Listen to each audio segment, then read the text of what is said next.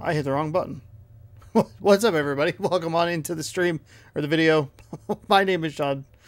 Today we are back in Madden NFL 2003. It is week number 10. We are after this, we will be halfway through this season, and hopefully the games get a little bit more exciting because boy, is it slim pickings this week. We are going to take a look at the game of the week, which is the 7-1 Falcons taking on the Steelers. We're going to take a look at an AFC North matchup between two 4-4 teams. I know we've had the Bengals on a few times. They have not performed super well, but it's a more competitive game. And then we're going to take a look at the AFC West leading Chargers taking on the Rams, who are in the thick of the playoff hunt. If we take a quick look at the standings here, we have in the NFC, we have a weird situation where we have Atlanta and Washington atop. Those are your 1-2. That's the NFC South, the NFC East taken care of. We have the 49ers leading the NFC North. Those are your top three seeds. All the way down here in the 7th spot are the Detroit Lions, who are going to get an automatic bid regardless of how they finish. If they win, whoever wins the NFC North will get the automatic bid. So that leaves the Cowboys, the Rams, and the Buccaneers all fighting for a playoff spot. 3 teams for 2 spots remaining. We're going to take a look at the Rams game. We're going to take a look at the Rams game because they are playing a good team as well. And I don't remember seeing the Cowboys. I think the Cowboys and the Buccaneers are both off this week. So we'll take a look at a team fighting for a playoff spot. A matchup between 2 good teams, which is what we'll start the episode off with. And then we'll take a look at an AFC North rivalry because a lot of these other matchups are pretty stinky. So we'll go ahead and do that. Let's jump on in here, fill in some rosters, and we'll get going. Just like I did last week. I'll mute my camera for this part, but nope, that was the wrong thing. Oh, I actually needed to take that off anyway. That was for a Fall Guys video that probably will never come out. I forgot that was even there. You know what? I'll talk about it when we get into the game. Hey, if you like this kind of content, please go ahead and scroll down, subscribe, ring that bell. That way you're notified when I post new videos. Madden NFL 2003 posts every single Tuesday right here on the channel. So if you want to stay caught up on that, scroll down, subscribe, do all that good stuff. Thank you so much for helping me hit 1,000 subscribers. Means a lot. Feels great. And welcome to today's video. We got 7 more weeks of the regular season after this, and then we'll get into the playoffs. Same format we had last season, which will be the 4 wildcard games, 4 divisional games, and the final episode of the season will be both conference championships, Super Bowl, and probably the Pro Bowl. We did that last time. It wasn't the most exciting game, but it helped round out the numbers. As the season progresses, we might add more games to the video itself, just because of playoff implications. So there's that to maybe look forward to, and that's how this will work. I still need to go in and I need to fix last week's last week's thumbnail did not go up correctly. And let's go to the field for the coin toss. I think that covers everything. So thanks so much for watching. Pittsburgh is atop the AFC North, so a big game if you are a Bengals fan or if you're a Ravens fan. If you can get a Pittsburgh loss here early, you can take advantage and try and get yourself more comfortable in that second position, try to make a run at it as the season progresses. From the 5. So I deleted that. It said wins in a row 0. Playing a little Fall Guys the other day. There was it launched with Season 1, free for all Season 1, and so they had a special event for the soccer, the fall ball, the soccer game in the thing, and it was 2 rounds of fall ball, and you get a win. So if you win the first one, you go on to the second one. You win the second one, bam, you win. Easy peasy. Why this is important is because it's a great way to try to get the infallible trophy / achievement. The achievement goes for 100 gamer score. The trophy is a gold trophy. That is a large preventative from a lot of people getting the platinum, myself included, from getting the platinum trophy in that game. Oh, sailed. It looked like it was off the hands and intercepted by Pittsburgh. So that is a good way to do it because the rounds are really quick. All you have to do is win like 10 soccer games in a row. The rounds last like a minute maybe because you start in overtime. So it's first goal, knocks it in, wins. Nice and quick, pretty easy. Went to do that, recorded a video. It was a good like 30, 35 minutes or so. And then the internet had problems. And the reason that I had, getting the story mixed up a little bit, decided that I would keep track of how many wins we had up top, just in case, because I get lost sometimes and I forget kind of where we are. And so I was just kind of keeping that up in like a little text document or a little text thing on the screen, like, okay, 1 win in a row, 2 win in a row, whatever.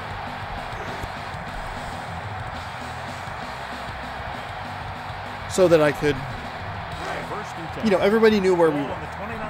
Internet hiccuped about 35 minutes into that game, and I never got into another Fall Guys match. I recorded for probably another 45 to 50 minutes. Halo worked just fine. I was able to play a complete match in that, and it just would not connect to Fall Guys. So that's why that is there. And I don't know if that video will ever come out. I might cut it down a bit from like an hour and 25 minutes and get rid of some of the loading screens. Because there are a lot of loading screens with how quickly that stuff moves back and forth. But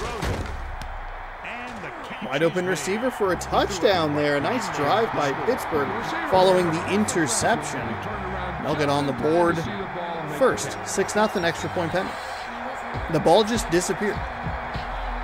But follow up on that internet story. It was super finicky. So I recorded this video 4th of July, and I noticed that it was having some problems because I recorded the week 9. I recorded week 9, July 4th. It went up July 5th. I recorded a video previous to that, before that, where I was talking about my Texas adventures. That went up last Friday, July 8th. And the internet seemed to be having a little bit of trouble. It did the same thing. It ran Fall Guys just fine. Couldn't find a match. Played 2 matches of Halo. Went back to Fall Guys, it reconnected just like totally fine. July 5th, which was last night, today's July 6th, for those of you who are curious. I try to record this series really far out because it always gets goofed with what's going on. And I think actually, if I remember correctly, the internet was screwing up later in the evening when people were lighting off fireworks, because that audio's got to be just god-awful. So they're lighting off fireworks, the internet struggles. I just decided, you know what, screw it, I'm going to just throw up the video. Hopefully it'll upload correctly. Everything will be fine. And it ended up being okay. The thumbnail wasn't right, but whatever. I'm willing to make that trade if I can at least get the video up on time.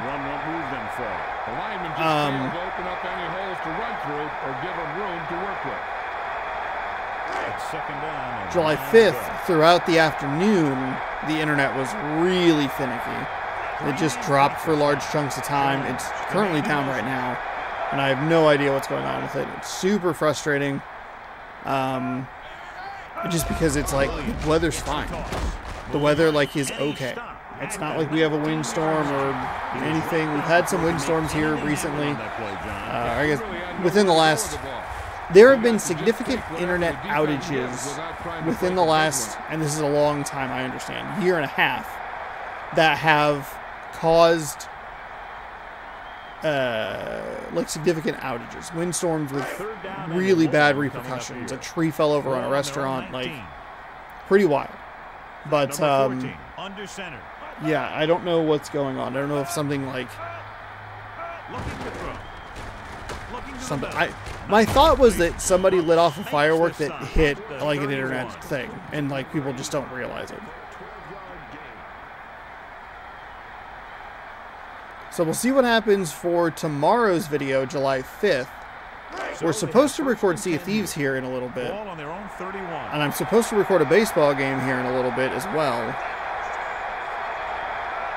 But I don't know that we're not going to be able to do the Sea of Thieves because that requires a constant internet connection, and I don't know that using like a Wi-Fi hotspot is going to be enough power, enough internet to like work okay. But maybe, hey, maybe we'll try it and just see what happens, and we'll get a goof video out of it. 1st and 10. But I do have a Ninja Turtles video that's ready to roll, so that's good. That's actually all uploaded and everything. Number 26. I like what Tuiasa Sopo's doing here on this drive. Good response drive coming out of him after the interception. Some nice throws here. One into traffic on the previous completion before the one we just saw. Found a nice open receiver there on that last completion. So they have 1st and 10 here. Ball on the 37-yard line.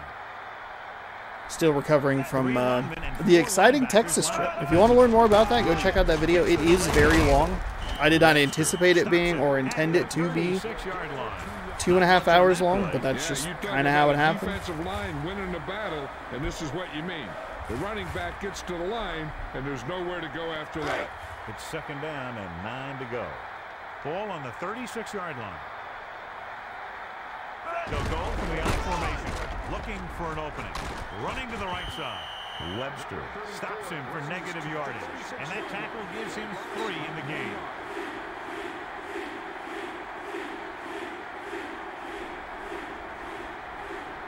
It's 3rd down. Oh yes, I'd love to try YouTube TV for 2 weeks with the lack of internet that I have. Thanks. Quick drop.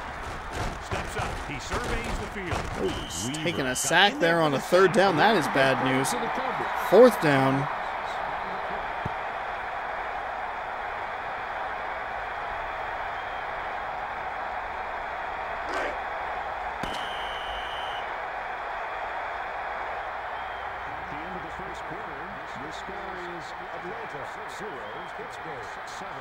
The teams have switched sides, and we'll start the 2nd quarter.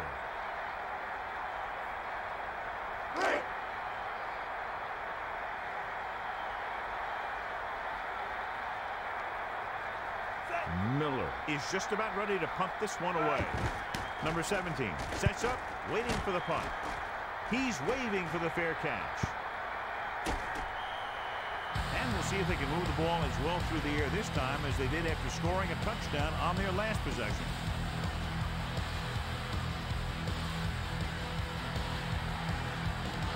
They're deep inside their own territory.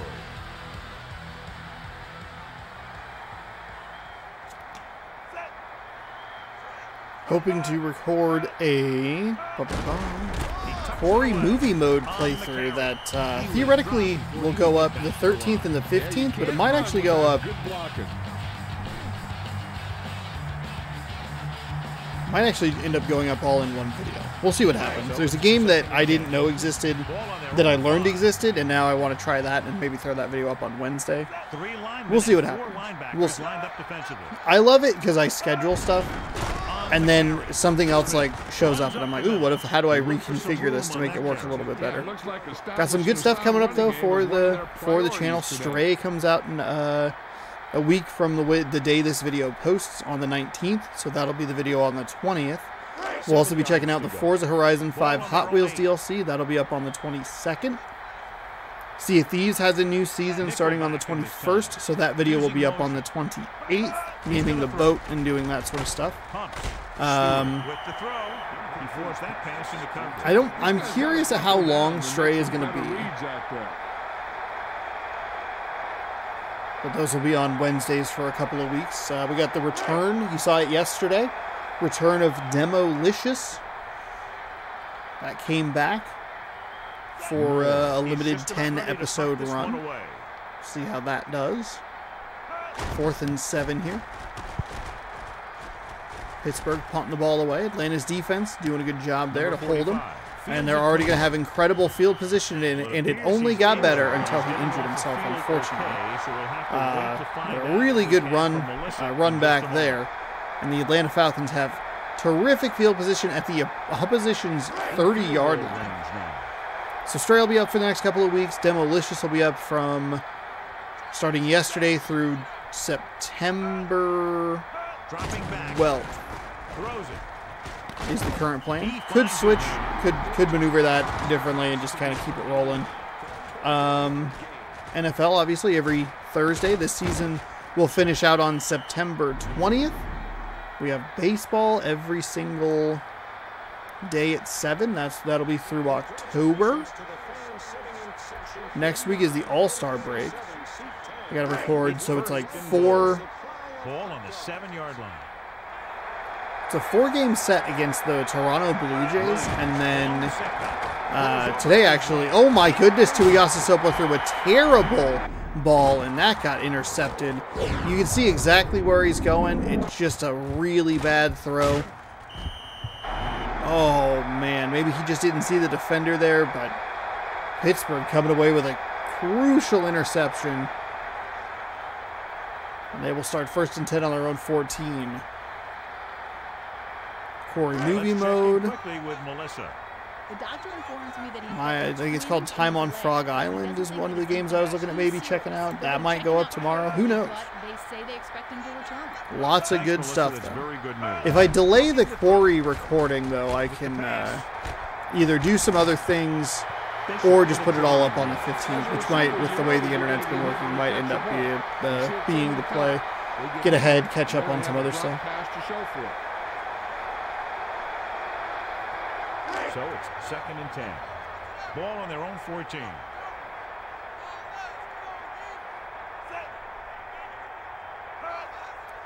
.3:14 here to go. Pie time remaining. Nice defensive call there. Brought the looked like he was injured on that play, but looks like he's getting up all right. Brought a rusher off the edge, and that was the perfect counter to the run they were trying to execute. Good for a 6-yard loss. Looking to pass. Looking for an option. Stewart looking for something on the right. Ooh, we found him out of bounds. Will we see a challenge or a booth review here?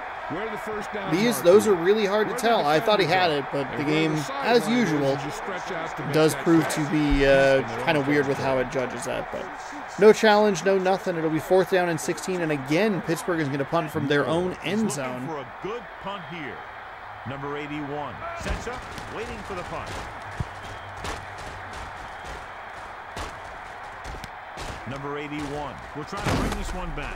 Not quite as good a field position, but still pretty incredible. Most teams would ask for that kind of field position. The opposition's 36-yard line.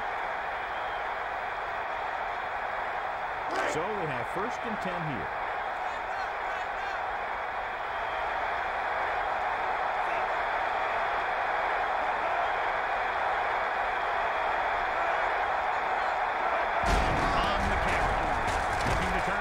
Well, they tried to run it on the outside. It almost didn't work, but a nice run there by the Atlanta Falcons running back, and he'll get a positive gain. Probably about 5 yards there.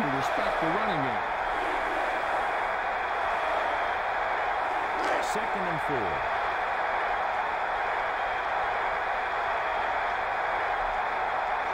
He's going to throw.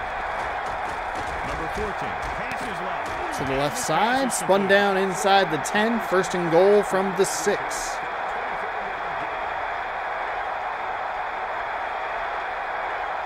Two minutes left in the quarter.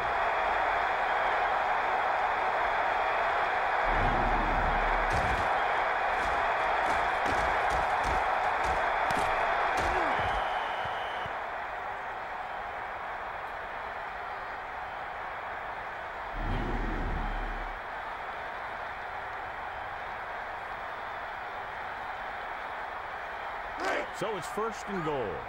Ball on the 6-yard line. With an extra DB, the defense is in the nickel. Man in motion. Looking downfield. Throws it. It was tipped. He almost threw another interception in the red zone. That is unbelievable. What kind of quarterback you are, rushing your throws is going to end up an incompletion or worse. Here's where the defense needs to make a big play. Maybe they bring some heat with a blitz or they change up the cover. That way they can force the offense into making a mistake and keep them from getting any points before the half. Man in motion. Looking for an opening. Pitch to the left side. Nothing doing that time. Well defended by Pittsburgh there. And they're going to get a clipping call on the left guard. So that is just a disastrous play for Atlanta. It's actually kind of interesting. I don't know that we saw a ton of clipping penalties, but we've seen them more in recent weeks. The stretch plays and the toss plays in NFL Fever just didn't work because of the way the game was programmed. Like, for whatever reason, it seemed like the receivers just gave up on their blocking assignments as they were supposed to have the most important part of their blocking assignments, as in the running back is right behind you. So they didn't work in that game, and they worked earlier in the season here in the Madden game, but over the last couple of weeks we've seen so many clipping calls on those kinds of penalties that we have 2 games that have stretch plays or toss plays that don't work for completely different reasons, and it's very, very weird. Tuiasosopo into the end zone. That's going to be a touchdown. Atlanta with 1:37 on the clock before halftime. They get 6 on the board. Wow. That man just fell down, all right.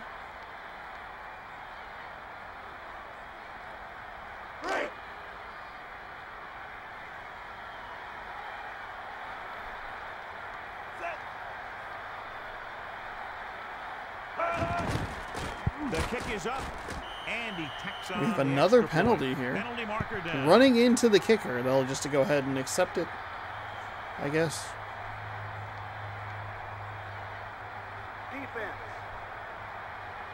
The kicker gets knocked to the ground.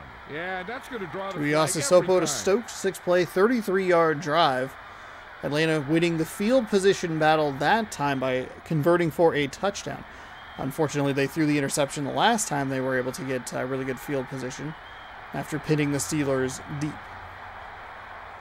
Big news happening in college football this week, or last week.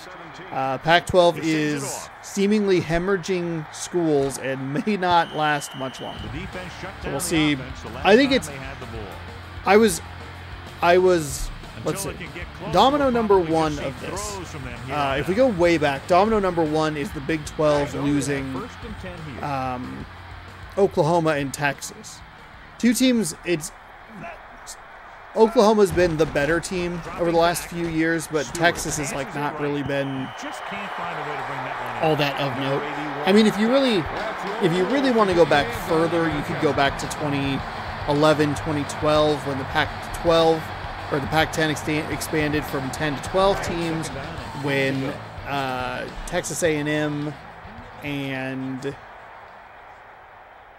see, Texas A&M and Missouri, they went, I think, from the Big 12 to the SEC, and then Nebraska went to the Big 10, and like there were a bunch of moves a long time ago, but it seemed like that was kind of it as far as like the Power 5 conferences are concerned. Fast forward, you got Oklahoma, Texas, they're moving to the SEC. I'm sure, okay. Oklahoma's been the better, more consistent team recently. Texas has floundered. I don't really know if they've been super relevant in the last, 15 years. And I don't mean that as, a joke or a shot or anything at them. I just mean, the last time I remember Texas being a prominent, Power 5 power school as far as football is concerned was Vince Young in the Rose Bowl, which is ironic because that's kind of the last time USC was relevant on that level as well. So I think there's weirdness to it. So they leave, they go to the SEC. It's been kind of a domino effect since then. News broke that USC and UCLA were going to leave the Pac-12 for the Big 10, which is oh man, this is interesting. Not really all that surprising. Kind of weird because I don't think USC or UCLA have been all that great over the last 10 years, over the last decade. It's been more of a Stanford, Oregon, Washington at times. Even Washington State's had a couple of magical seasons in there with Gardner Minshew. Pac-12 power sort of thing. Utah's been very good over the last couple of years in that Southern division, and I don't know what Utah was doing. They destroyed Oregon in back-to-back weeks, just annihilated them. Anyway, So they are leaving in 2024 to the Big Ten. And so it's kind of like, oh, okay, can the Pac-12 survive? How are they going to replace those two schools? And like, okay, those are like they're big schools from like a historical standpoint, but like they also haven't been super relevant. I get it. They're still important, and they're going to bring in a lot of money, which is where this gets weird and gross and kind of annoying. Where the Big Ten and the Pac-12 are both working with new media rights deals with their respective networks that carry their stuff. The Pac-12 is, I think, ESPN and Fox. The Big Ten was, I think, specifically it was like ESPN or whatever. Williams, the lone back. The numbers that they were throwing around for this are that because the Big Ten was already going to get $1 billion in media rights from the schools that they already had. Adding USC and UCLA could double that. It's 1st and 10. I don't know how on earth you can sit here, look at those numbers, and go, oh, it's okay when they say that we can't pay our players. That is ridiculous. That is absolutely ridiculous. It's been ridiculous for a long time. And the short or the smaller example was that you can pay Dabo Sweeney 10 years, $100 million. You can pay him that much money, but you can't pay the players who are on the field. Like you were already at like, this is absurd levels. This is a whole other echelon of like just disgusting greed and awfulness from people in power, which should not be surprising, but I was a little surprised that the numbers were that big, because it's like per school is going to be, was already like $50 or $60 million per school. It's like, what are you talking about? You can give so much money to all of the athletics across your, and that's just for football. Well, maybe not. I shouldn't say that. I shouldn't say it's just for football. Timeout. They're going to get media rights worth $1 billion. We'll just work broad strokes. So that was the part of the article I was reading this morning that was just like, oh, this is gross. I don't like this. It's kind of like morbidly fascinating, but also like really dumb that they can, like, that so many people made so much money off of these people who are like getting free education. It's like, well, I mean, okay, I guess they get something out of it, but not nearly what they could get out of it or should get out of it. Because whenever you watch an advertisement for a football game or a sporting event, it's always the players. Adam Morrison's taking on J.J. Redick. You got Johnny Manziel. Johnny Manziel is probably the best example of NCAA's grossness about this, where he got suspended for selling his name and likeness and making money off of like an autograph session or whatever it was, but he only got suspended for like 2 games that didn't matter, but they made sure that he was back in time for the big Alabama game that was going to get a lot of ratings because Johnny Manziel's name was on that, and Alabama was a powerhouse school at the time. No one's sitting here and going like, watch Nick Saban coach. No one gives a single solitary blank about Nick Saban coaching. Stop it. Stop. The defender brings him down at the 29, about 7 yards there. It's just dumb. Anyway, I digress. NIL has changed things. Name, image, and likeness. We're getting NCAA football video games back. It's all good stuff. I'm excited about it. Like, at least on the surface, the very surface level of like, okay, we're gonna. What I was watching a video not too long ago about like they're building the video game. They're getting, once they have like a significant chunk of the players, they'll just start cutting checks to like whoever it is and just like sign on the line. We'll get you money for it. Blah blah blah. they're out like taking pictures of the stadiums for the video game, which apparently takes a very long time to do. It's coming along. It's probably going to be about a year from now. Hopefully, fingers crossed, a year from now that we'll get a new NCAA football game, so that'll be exciting. Hopefully, more mascot teams than ever. I would love to see them bring back some other college sports games. Bring back basketball with your mascot mode, please. But I kind of doubt it. I really doubt that. Anyway, back to what the actual point of this was.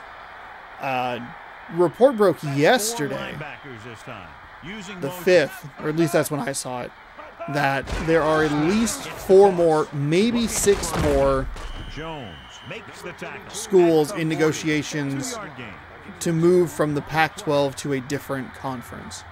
Arizona, Arizona State, Utah, and the weird one was Colorado, because I'm pretty sure Colorado was originally in the Big 12 and left the Big 12 to join the Pac-12, then they would go back to the Big 12. It's like very kind of weird, but whatever. I mean, and they have not been a competitive team in the Pac-12. I don't know if they were really that much of a competitive team in the Big 12. I don't know that much about Colorado football. We played some good games against like the Cougars, which isn't saying like a whole lot because the Cougars are meh. You know, they had some good years with Leach, and they had an okay season last year. We'll see what happens this year, but I made a bowl game, I think. Is that when they played the weird one? Anyway. So those were 4 of the 6 teams, and then it sounds like maybe Oregon or Washington could be on the move, maybe to the Big 12, maybe to the Big 10. So we'll see what happens. I mean, they're losing. If you take all those teams out, you are down to Washington State, Oregon State, Stanford, and California. That is it. That is the rest of the teams. So we'll see. There were also some rumors that there could be like a Big 12 Pac-12 merger or a ACC Pac-12 merger. So it's kind of... It's 1st and 10. It's interesting. I'm bummed as a person who has grown up in the Pacific Northwest and has enjoyed a lot of the Pac-12, Pac-10 football. Going to those games with like my mom are some very cherished memories. I will say that if they do add new teams to the Pac-12 and they don't like, I guess if they merged, that would be new teams as well. We could go see new teams in Pullman, which would be fun. We'd like to try and find teams that we haven't seen before. I think we've seen most of the Pac-10 to Pac-12 teams, with exceptions, rare exceptions here and there. Specifically, I have not seen Washington. I have never gone to an Apple Cup because it's too cold in November. I don't want to do that. But it also gets a little dicey because those games start late, or I guess they start at 12:30. So they used to start on Saturdays, and then it would be like they'd start late in the afternoon, and then it gets dark, and the roads going back from Pullman to the city I live in, Spokane, are like not great. I don't like being on those roads like as a passenger, like at all at night. In the winter, I can't imagine makes that any more fun or friendly. But a number of years ago, they moved the Apple Cup from Saturday to Friday, and then they moved it to like a 12:30 start time, which was kind of nice, but I always had to be at work on Friday. Like, it was kind of like a no-go, you don't get the day off situation, because it was the day after Thanksgiving, Black Friday, where I worked. So I mean, it's Black Friday everywhere, but like specifically where I worked was like, that was like a huge deal. So that was always the signal of like, okay, we're doing 6-day weeks now, and it's like mandatory overtime. You do it for 3-4 weeks in the winter, once a year. It's fine. But I think that's where it gets interesting, is like if the Big Ten picks up Washington, or the Big Ten picks up Washington and Oregon, does the Apple Cup still exist? Does it happen more? Does it happen more infrequently? And also, Washington is not a good team. Like, I know that it's kind of like a long-term sort of like He catches the bullet. we can plant our flag as the Big Ten in the Pacific Northwest. I'm sure a lot of it has to do with like recruiting and saying like, okay, we can get good recruits to go to Oregon or go to Washington because they'll get to play against top talent, and like you get to play Ohio States and your Michigan States and your Michigans and your Wisconsins and like those teams. Like that's kind of your selling point. I get that, but like Washington is kind of in a state of disarray. The Cougars have never won as handily as they won the Apple Cup last season, especially like in Seattle, and that they like dominated that game in a way that was surprising. So I don't know. I feel like I'm pushing into the narrative that the Pac-12 isn't that great. Like I have a soft spot for it, and I like to think that it's it's good quality matchups. But like none of the teams that would theoretically be moving conferences, with the exception of Utah over the last couple of years, are really all that great. Oregon is very good, though they haven't had the greatest of seasons recently. They'll go with a pass. Number 14. Maybe that's wrong. Abraham laid a good hit on him there. I think there's a reason you don't see. I honestly, thinking about it out loud, talked about it. Surprised that Stanford is not in any way tied to any of these. Stanford has been a very consistent team. They haven't always been the best. They had like obviously the years of like Toby Gerhart and is it Gerhart? No, McCaffrey. Sorry, McCaffrey. Gerhart is actually a guy who played for at Stanford. But they had the Andrew Luck years, the McCaffrey years, but they've always been a consistent team. I'm surprised that no one wants them. It is not surprising that people don't really want Oregon State or California or my beloved Washington State. Those make sense. Those are the three where you go like, yeah, I don't know what kind of value you're adding here. 2nd and 5. Ball on the 11-yard line. 9th play of this drive. Jones goes in motion. Williams looking for blockers. Brooks makes his 5th stop of the game on that play. He wasn't able to do anything with it. He was looking for a place to run, but all those places were filled up with guys waiting to tackle him. I love when all the places I'm trying to run are filled up with guys. Jones comes in motion. I think there's just genuinely a service outage in this area. Dropping back. Number 14 with the throw. Edwards wraps him up and now has 4 tackles. Number 14 has just broken the 200-yard mark with that pass. Tuiasa Sopo? So it's 1st and goal.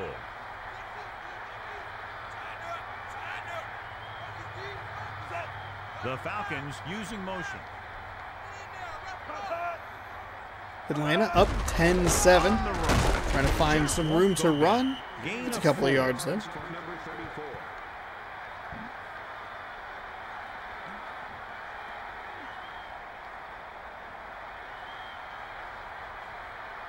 Second down, goal to go.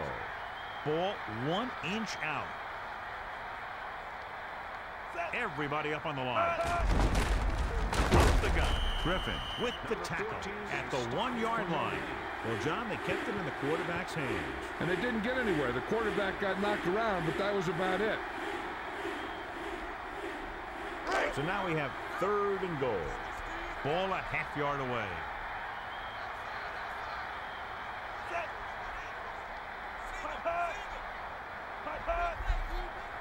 Third and goal. Half a yard. Clock is running down. Play clock down to 11.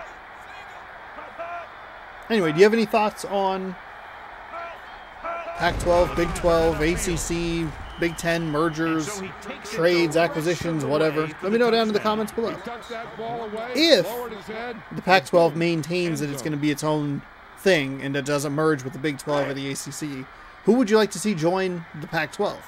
There are no wrong answers unless you say Notre Dame, in which case that's the wrong answer. Get Notre Dame the absolute heck away from anything ever. They suck. Boise State's one that springs to mind. I always thought that it would be interesting if Boise State had just joined the Pac-12 in the first place, maybe instead of a Colorado or a Utah. Tires out that defense. Each play keeps getting you closer and closer. I just don't know. Put you in for 6. I feel like the Big 12 did a really good job of getting some hot teams that are playing well lately, with like Cincinnati and Houston, and getting them in their conference, where I think they might play for a year with like Texas and Oklahoma. So that is interesting. I don't know, it's all going to be fascinating. It'll be cool to see kind of what happens. I think from a monetary perspective, it's pretty gross. Just because so many people have been so staunchly, so many old, crusty, white dudes have been so staunchly against players making money off of their name and likeness.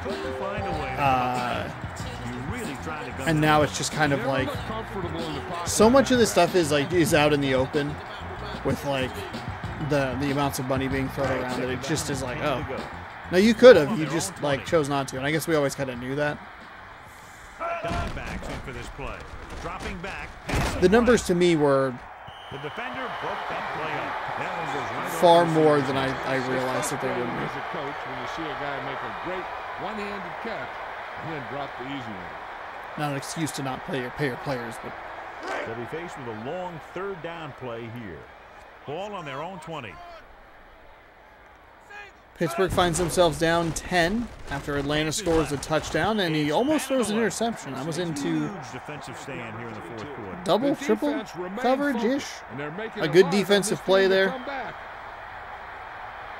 The Bengals and the Ravens, they'll be up next, looking to move a step closer to first place in the AFC North. As always, at the end of the video, we'll get you caught up on the scores and standings from around the league. He's just about ready to punt this one away. Number 45 sets up, waiting for the punt.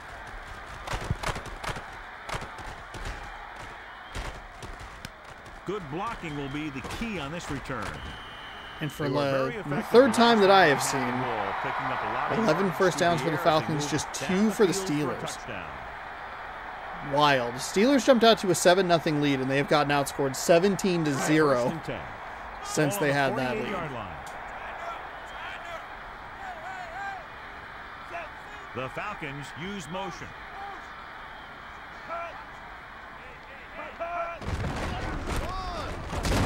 And it looks like they'll mark it at the 47.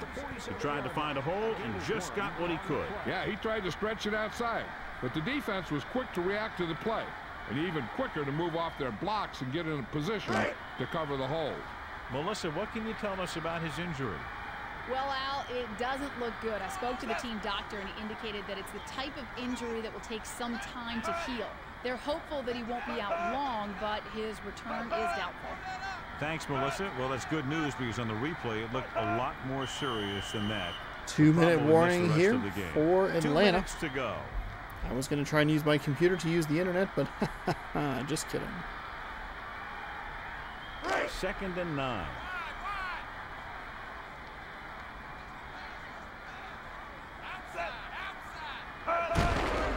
Number 14 hands it off, and he stopped at the 44-yard line.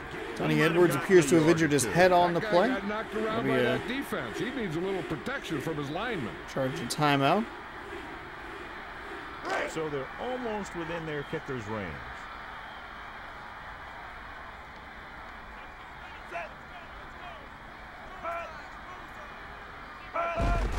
With the carry, tries the middle.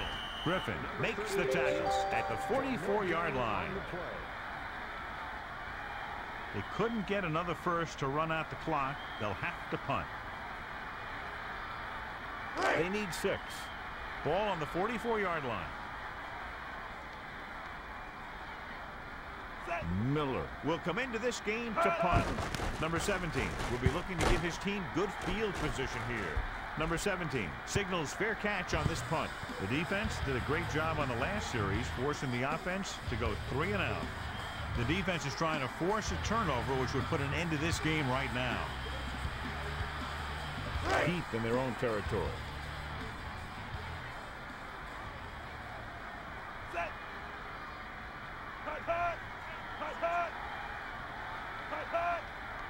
He's looking to pass. Gets rid of it. Picked off. Oh, intercepted by Atlanta. Oh, they tried to take a shot. Pittsburgh, every time I've looked up, granted I've been talking a lot about the college football news, but every time I've looked up, Pittsburgh has been starting inside their own, like, 20-yard line. They've had just terrible field position, and Atlanta keeps either stopping them and getting punts, or in that case, an interception. That puts them inside their 35-yard line, the 35 of the Pittsburgh Steelers, and they're just cashing in on these nice defensive plays. Steelers only with one turnover, which is a little surprising that they only have the one, but they're threatening inside the 20.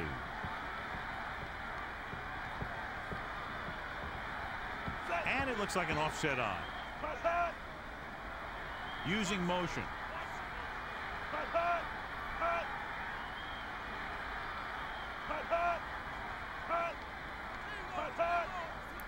So a bit of a lopsided game. I don't think it's quite as lopsided as you might. The score, I mean, it's a 10-point game. I feel like the game was a little closer than... Another good gain on the ground by this offense. They came here with a plan, and they're sticking Why are you to using it. so much CPU there? OBS? Sooner or later, they're going to bend. Down inside the 15. A little over a minute left. Fourth down for Atlanta. Not really going to matter much. Jeez, look at those yards. Look at those yards. For a late comeback attempt. We'll see another field goal here. They don't really have to kick it. I mean, they do. They could just take a turnover on downs, but this does, I mean, does force 2 touchdowns rather than a touchdown and field goal. So there is something to be gained out of this regardless.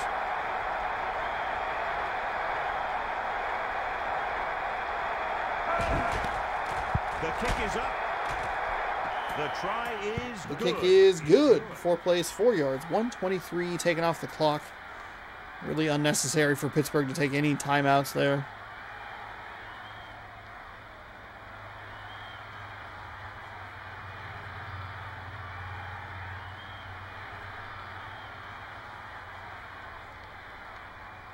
Miller is just about ready to kick this one away.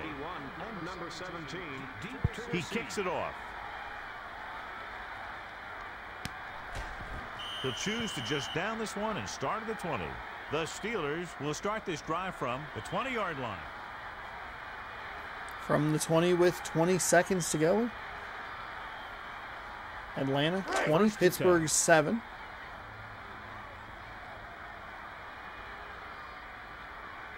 Four linebackers this time. Looking downfield. Stewart passing over to his left. Stewart finds a receiver up to the 35-yard line. 35-yard line. Oh my goodness. An entire flock of Falcons were right there. So 11 first downs for Atlanta, 3 of them for Pittsburgh. We'll see if they just go for it. Oh, they'll go ahead and spike it. 6 seconds to go here. Pittsburgh really dragging this game out for no reason. Probably try one long throw downfield. So it's 2nd and 10.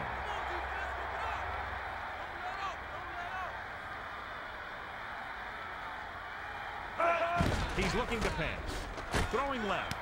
And the catch. There's another first down. So Pittsburgh ended up with 4 total first downs, 2 of them on the final drive. Atlanta improves to 8-1. 8-1. This concludes another EA Sports presentation. For John Madden and Melissa Stark, this is Al Michaels saying so long.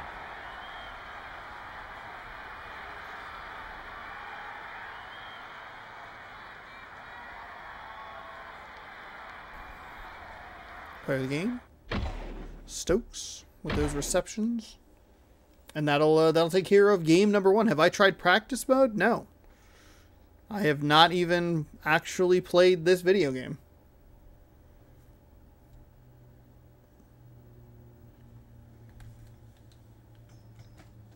I use it once a week for whatever number of hours. 2.5 hours or so. And just watch.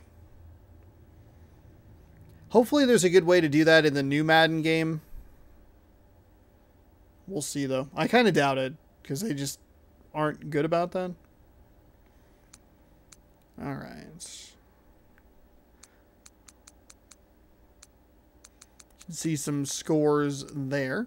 Bengals taking on the Ravens. That is going to be game number 2 here. We're going to Baltimore.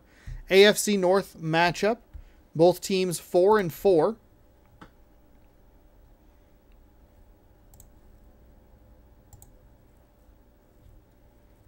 Oh, thank God. I'm connected to the network, but it's just no internet.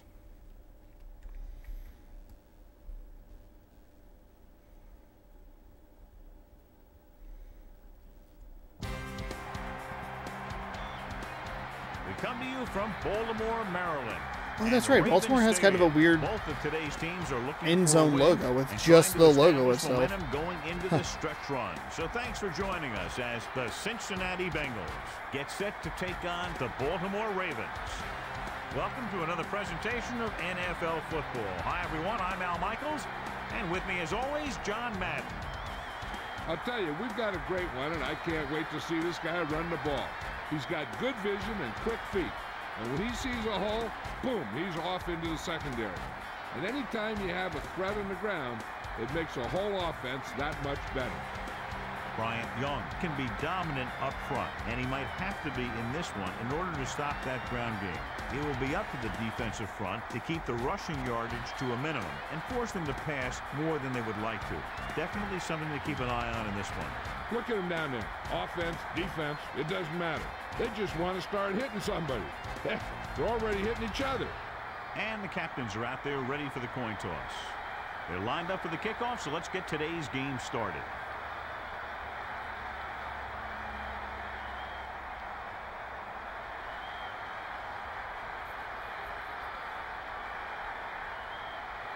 Elam in to kick this one off. Number 41 and number 80. We are underway here in Baltimore. We will flock you. That's right. He decides not to return this one. So he downs the kick in the end zone. Do that.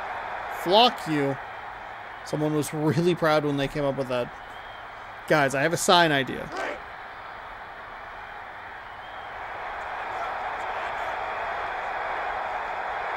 Vic under center. Man in motion. Vic for the Cincinnati Bengals. And it looks like they'll going to try and run a stretch play, but well defended by Baltimore. Michael Vick, a bit of a surprising starter in this specific game.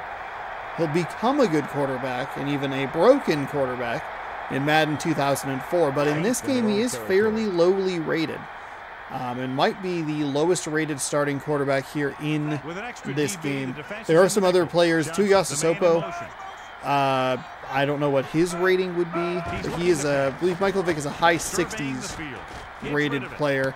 And we've seen Cincinnati a couple of times earlier in the season. They have not performed super well. That might be the nicest throw we've seen from Vick this entire season. I don't know how many times they've been on the stream. We have had a lot of AFC North participation in this game. It's a good division, competitive division. The Cleveland Browns are in the division, obviously, but they have Tom Brady on their team, so that's interesting. So they have 1st and 10 here. The reason I bring up Michael Vick's rating is it does lead to some man in motion.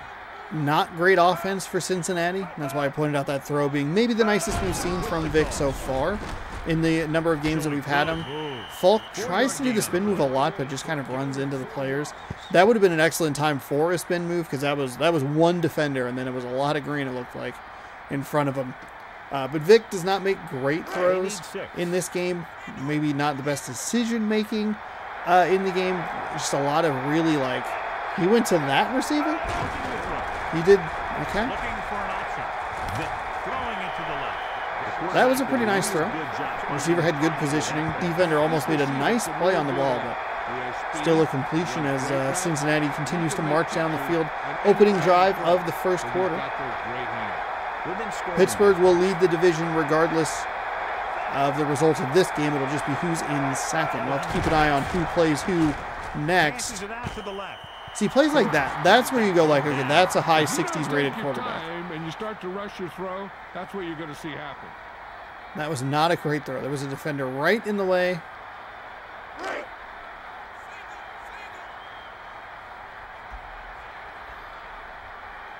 Nickelback in this time, using motion.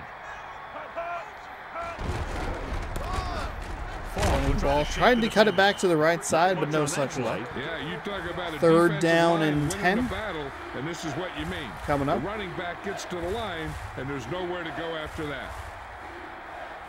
And they'll face a long third down here. With an extra DB, the defense is in the nickel. Man in motion. Looking to throw. Passes it. Oh my goodness, that was a catch. I thought that was, I heard the thwap off the hand. I thought it was off the defender's hand actually, but terrific play there by Cincinnati, and they're driving down the field. That was a third down conversion right there, right into the hands. That's where the camera work gets a little weird in this demo mode. Demo mode camera, depth perception, not always easy to figure out where people are or are not. So it's first and goal. From the 8-yard line. 3 linemen and 4 linebackers lined up defensively. Using motion. Dropping back. Vick sends the pass away. Porter That is, behind the line. Would have just been better to let that one fall to the ground.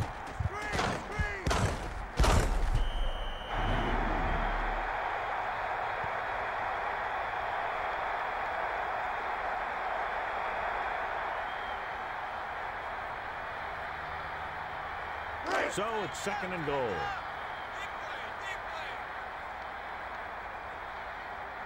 Three linemen and 4 linebackers lined up defensively. Pitch out to the right side, just did not pick up that block to let that play develop at all. First and goal from the 8, second and goal from the 11, third and goal from the 16. Cincinnati just going backwards.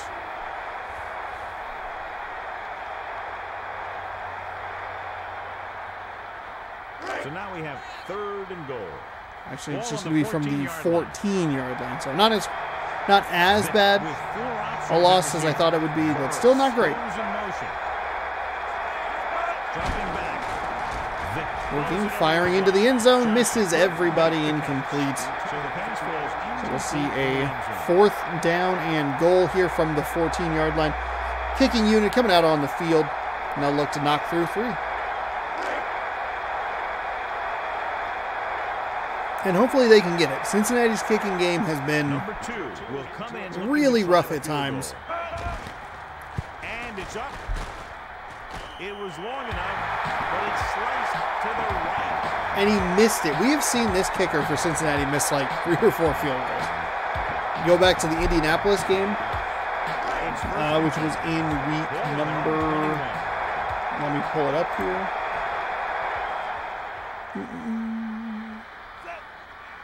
They'll go with a pass. Tosses it right.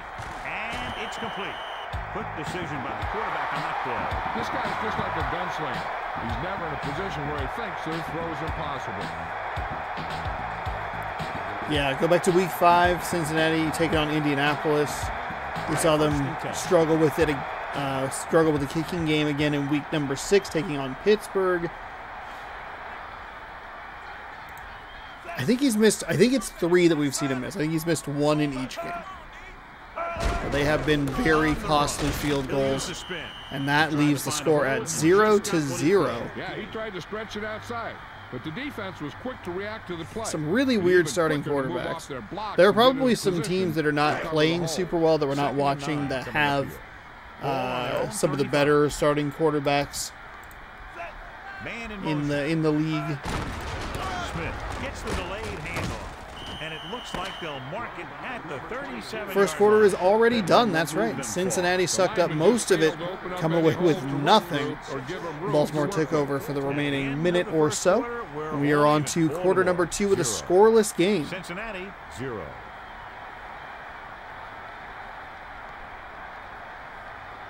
Third and 7.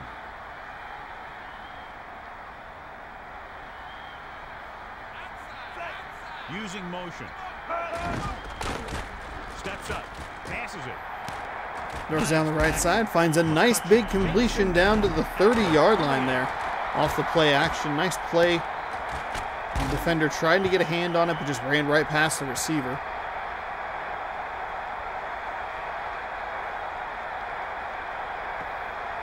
Baltimore essentially flipping the field on that one play. And they will be so they have first and set up with first and 10 from the, what's that, the 28-yard line or so? Four-man front this time. McMahon with a man in motion. He's going to throw. With the pass, number 89. Probably should have had that one. He was in between some defenders, but nothing that should have alarmed him at dropping that ball. You're going to have some explaining to do in the huddle. Second and 10.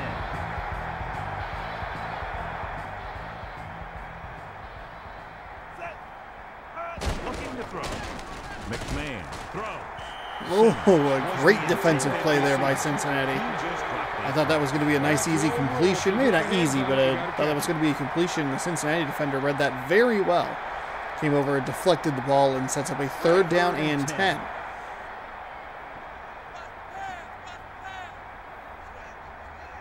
Smith lines up behind his fullback in the eye. Looking to throw. Looking for an option. Throws over to his right. Fakes almost threw an interception. Couldn't make the catch. So Cincinnati's defense does give up the big play down the right side of the field.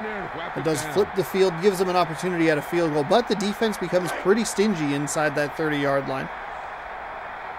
They hold to, I believe it was just 3 incompletions. And the kicking team come on for this field goal attempt. And it's on Long its way. field goal is up. Long field goal is good. 46 yards from Jason Elam.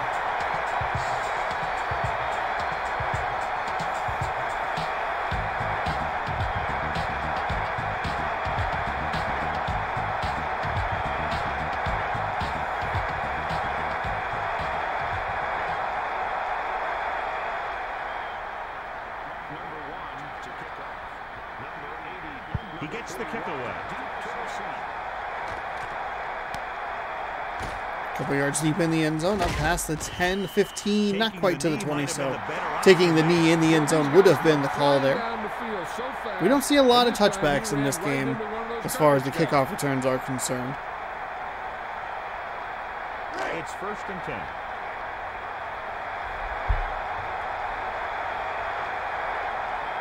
Four linebackers this time. Vic throwing it to the left.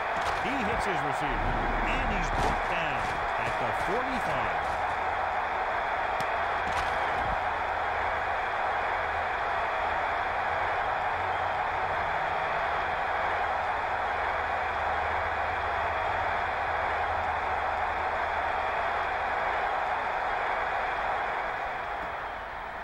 Central air is on, moving the curtain in front of the window over here, so it's really confusing the camera. It doesn't know what light to look for.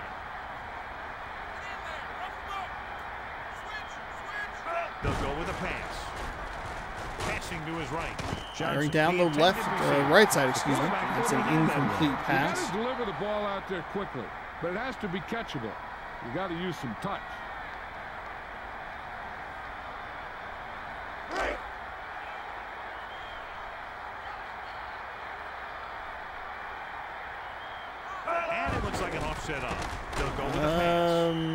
Broken play, perhaps, there? And these hits really take a toll on you. You start to get up more slowly, and you want that line to do a better job of protection. So they dug themselves into a hole here, a long third down situation. Out of the shotgun. Quick drop with the throw. Finds a nice completion there. He's going to be short of the first down, though. Curious to see if they maybe go for it here. With that pass.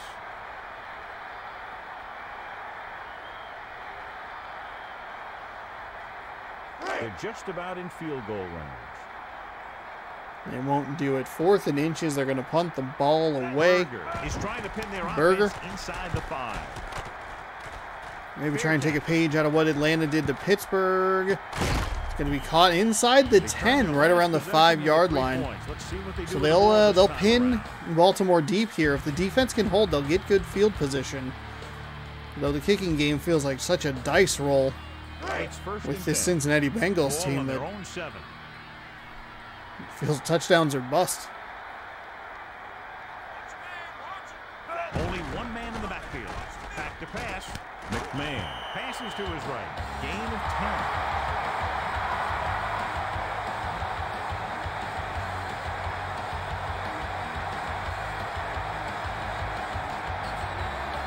First and 10.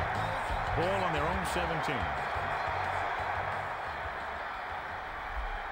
4 linemen and 3 linebackers lined up defensively.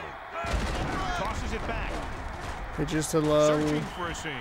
He was Left side, but nothing doing there. For something to develop, and whap, he got The Bengals with 102 yards of total offense. No points to show for it. 2-minute mark. 2 minutes to go here in half number 1.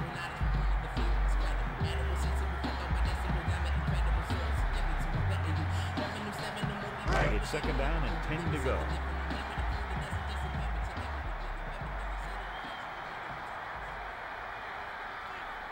Smith, the lone back, on the run. Slips the tackle. He can't wrap him up.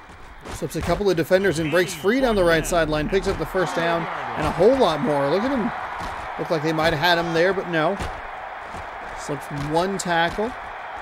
Moves through that one and slides through a 2nd tackle. Finally, the 3rd guy gets him, but not before a big gain up that right side. 10+ yards. One thing they want to avoid is turning it over and setting up the other guys with a chance to get some points. So they have first and 10 here. Ball on their own 28. The quarterback gets set with only 1 back behind him. Passes Goes over the left side, almost into a waiting defender's hands. Right off that defensive player. I'm sure Falls they'll be going to the air somewhat harmlessly to the turf. It's second down and 10 to go. Ball on their own 28.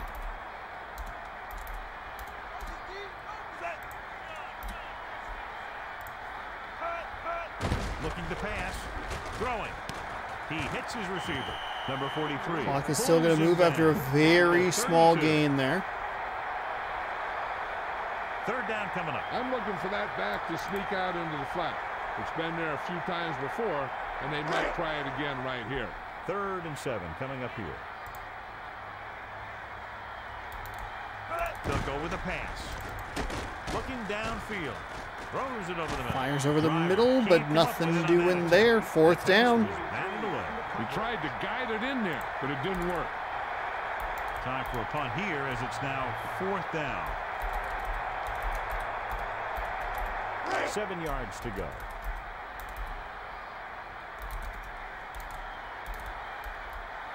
Turk is looking for a good punt here. Brown will be looking to give his team good field position here. Brown will call for the fair catch. Good coverage, and so a fair catch was called. I did not realize that we had just had the Bengals on this show. Guy knocks him silly, and he calls for a fair catch the rest of the game. It's first and 10. Ball on their own 31. 3 linemen and 4 linebackers lined up defensively, using motion. He's going to throw. Looking downfield. Vick passing to the left. Gets his hand on it. Emmons. 3 defenders in the area, and he still went and threw that All you ball. have to do to make a guy miss is tip it so that the ball doesn't go where you expect it to go. They'll need some good yardage here on second down, and then should be in the hurry up for the rest of this drive. It's second down and 10 to go. Ball on their own 31. Dime backs in for this play. Looking downfield. Throwing left. He hits his receiver. Just won't go down. Picks up 10 yards. Cincinnati takes a timeout. 2 timeouts remaining. We'll probably just see a handoff here. And they were able to save a few timeouts, which is big, because now they can bring in their short yardage guys to get the first. Looking for blocker. Loses the defender. Oh, finds that. Fall. Cuts it There's out a to little the corner. room off that And right he side. picks up the first on that carry. He saw the marker as he got to the outside, and he just turned it up and got past it. They got to have good clock management if they want to get some points in this drive. And if they can get some, it'll be a big help for them going into half. Drops back. Throws it out over to the left. Nice Into connection. 4 defenders. Griffin. What a Get on the play terrible again for decision another that 10 somehow on the worked stat out. sheet. I guess more so it was in between 2 defenders, but like still So they have 2 first guys and ready 10. and waiting to make a hit right beyond that. That is leaving a receiver out to dry. Dropping back, steps up into the pocket. Throwing left. Nice connection. Mickens stops him at the 40-yard line.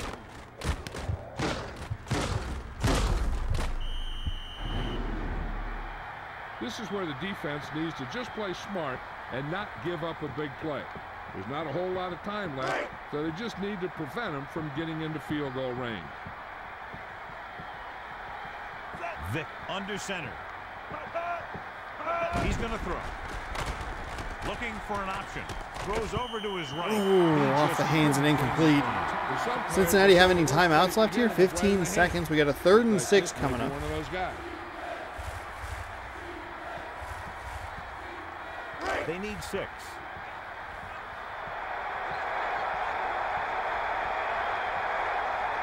The backs are lined up in an eye. Back to pass. Passing right. The defense Over the middle, it's picked off. An interception by what might be Brian Urlacher He there. was reading a quarterback like a book. Got hit as he threw, and that'll be a turnover. A chance for Cincinnati to put some points on the board, and they just can't do it. I should probably stop putting them on these videos. The backs are lined up in an eye. He's looking upfield. He might have gotten a yard or 2. That guy got knocked around by that defense. He needs a little protection from his linemen. All right, we have reached halftime here in Baltimore. They lead by 3. The Bengals outgaining the Ravens by a large margin, but missed field goal and an interception there at the end of the half, and that really has put a wrench in the Bengals' plans. You see they have 130 total yards to 73, a turnover, dominating time of possession. Doesn't matter, though, if you're missing field goals and throwing picks. Berger will be kicking off. Number 46 and number 80 deep to He sends this one toward the end zone.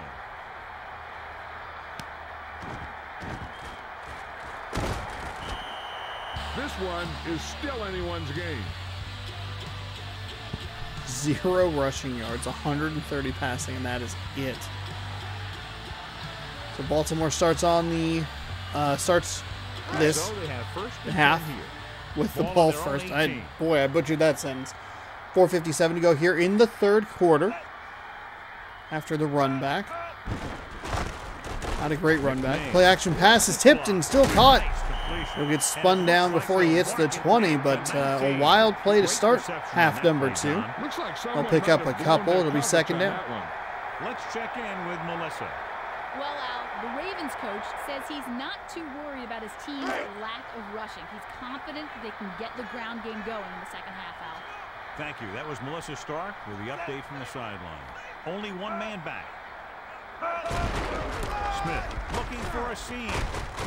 And he's brought Emmitt down. Smith finds a nice seam there, and that'll be a first down. Moving the ball on the ground there, John. This guy has great speed.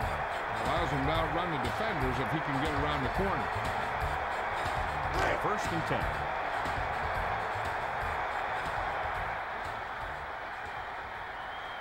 McMahon with 3 wide receivers. Simmons comes in motion. Looking for an opening. Number 43 stopped him for his 3rd tackle so far. Not much on that play. Yeah, you talk about a defensive line winning a battle, and this is what you mean. The running back gets to the line, and there's nowhere to go after that. 2nd and 8 coming up here.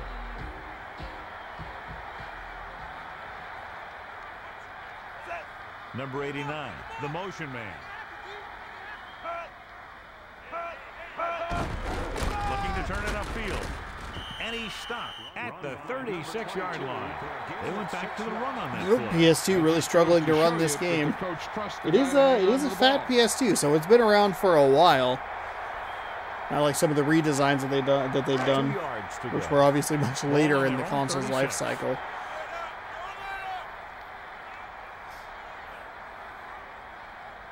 Only one man in the backfield. Looking to throw. Throwing. Gets his hand on it. That drop pass brings up McMahon with that would look like a pretty decent throw, and another time where you have a Cincinnati defender just closing down on it so quickly to knock it out of the way, and that'll set up a fourth down. Coming up, and they need about 2. And with 2:59 to go, we'll see a punt. Cincinnati's defense has played very well. They've only given up the field goal. I mean, really, they gave up the one big pass play off the right side that set them up for the field goal. And other than that, they've been pretty good about keeping this Ravens offense in check.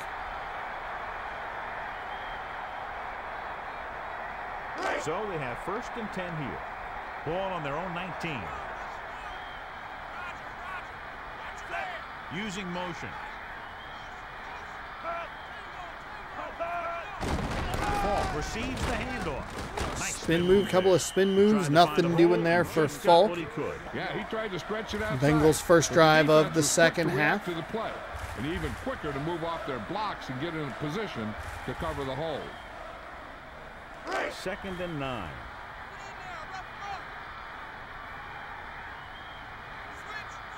Only one man in the backfield.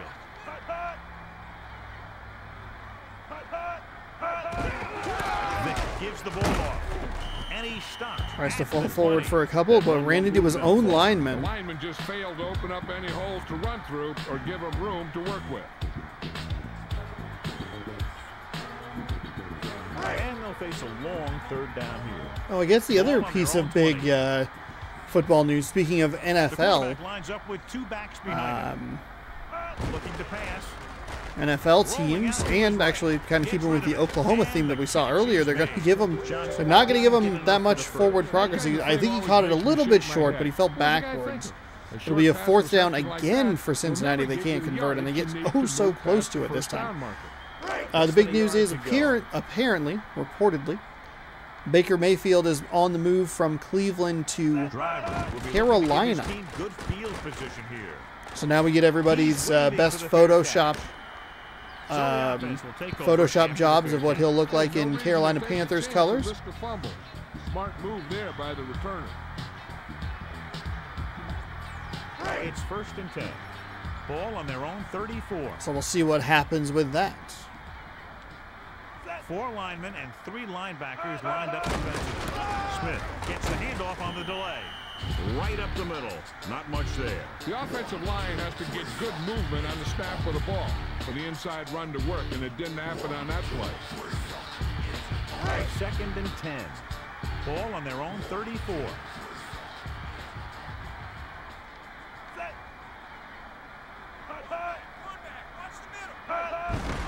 Looking for room. Trying to find a little room off that right side, but not a whole lot doing it. 32 rushing yards for the Ravens. The Bengals cannot get anything going on the ground. This line got no push at all, and there was nowhere to go. 3rd and 7 coming up here. Hope everyone's enjoying their Baja Blast summer.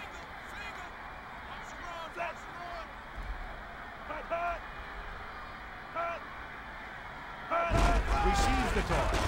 He'll test the right foot. Another great defensive play and a good defensive stand by Cincinnati. Stops him on that 3rd down. That'll bring up 4th down. That's great containment by the defense. With 23 seconds and counting going for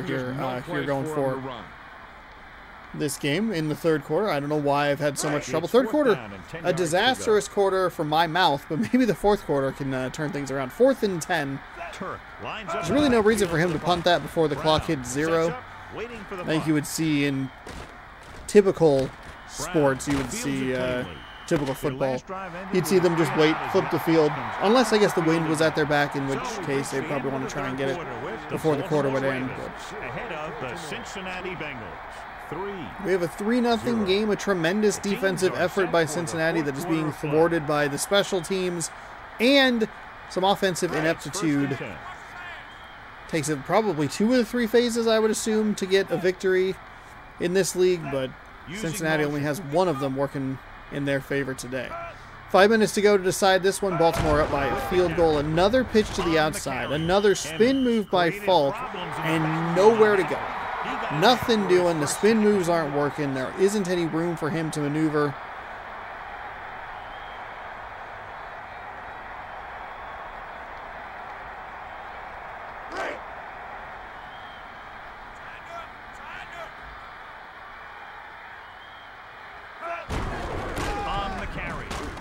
Through the middle. Another good gain on the ground by this offense. They came here with a plan, and they're sticking to it. It's important to pound the defense with a run. Sooner or later, they're going to bend. So they face a 3rd and 8.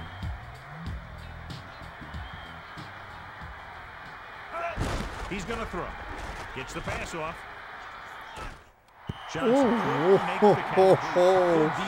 Keyshawn Johnson couldn't come up with the catch. One-on-one coverage. It got bobbled and just dropped. These tips get gobbled up by the defense. And yet again, we have Cincinnati punting. Did not take much time off the clock, so that's kind of a positive for them, as they're giving Baltimore a lot of time to milk. But their defense might make quick work of them this time around and give Cincinnati another opportunity to try and do something. Driver saw them closing in fast, so he signaled for the fair catch. He did the right thing, concentrated and caught the ball. So they have 1st and 10 here.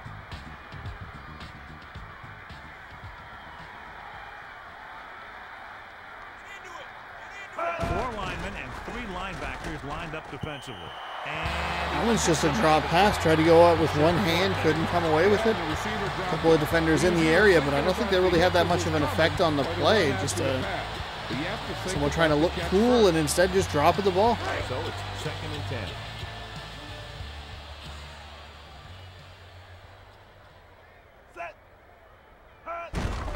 Looking to turn it upfield. Smith showing good moves. A good running game is not always measured in yards. Its effectiveness should be measured by whether it helped you win the game. 2 yards. 5 yards to go. Ball on They're their down own in 36. 5. Big play here for Cincinnati's defense. Can they force another punt? Give their offense another opportunity, or do they have to stay on the field for 3 more plays? That'll be a huge gain down the right side. Finally gets tackled inside Cincinnati territory. A little surprised what happened. We'll see if we get a replay on this one, but the defender looked like he was in a good position, but just missed it. I think we saw that a bunch in the last season in NFL Fever 2002. A lot of times you would see a defender go with that SWAT animation, miss, and then it would lead to big gains there down the sideline. And it appears that's what we have here as well. Baltimore now in field goal range with 3 minutes left. Cincinnati's defense picked a bad time to let a big play happen. Into the backfield, but Smith too quick, and he's going to get a nice gain on 1st and 10. 12 rushes, 40 yards for Emmitt Smith today.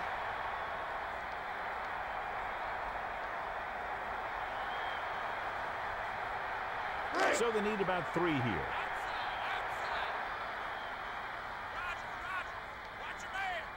The quarterback gets set with only 1 back behind him.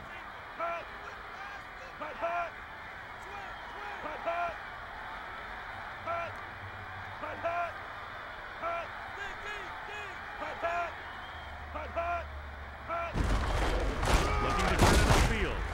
Oh, a nice defensive stop there to force a 3rd down and 1. Vikings having a good day. Colts and Eagles in a tight battle. 2 minutes to go here in this one. Defensive struggle.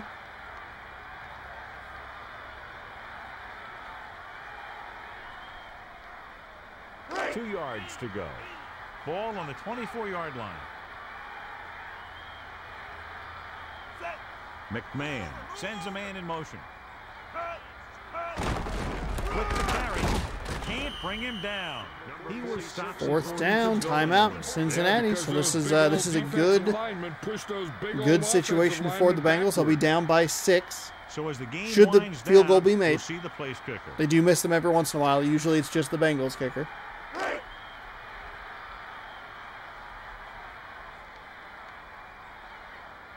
Elam will come in looking to try the field goal.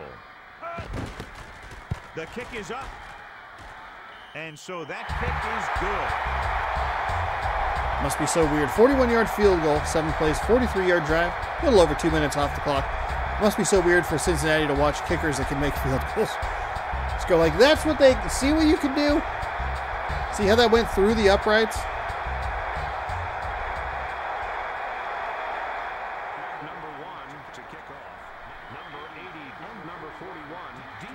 He kicks it off. Bird will return this one. Breaks Up past the 20, breaks the tackle. So the offense takes over. I should say up to the 20, broke the tackle at the 20, got a few more yards, up to the 25.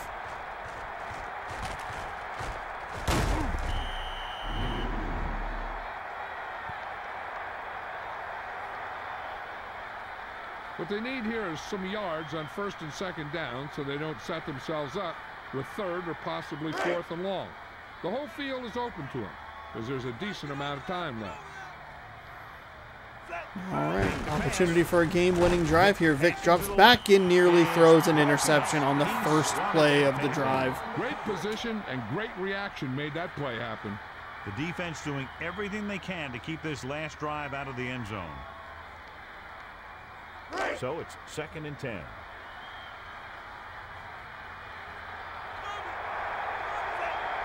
Johnson, the motion man.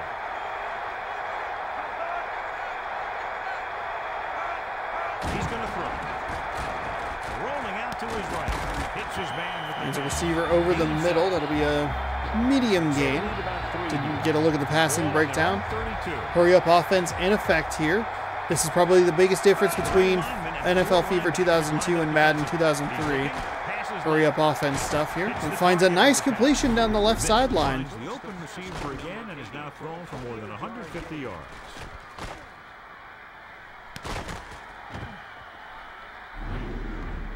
It's 1st and 10.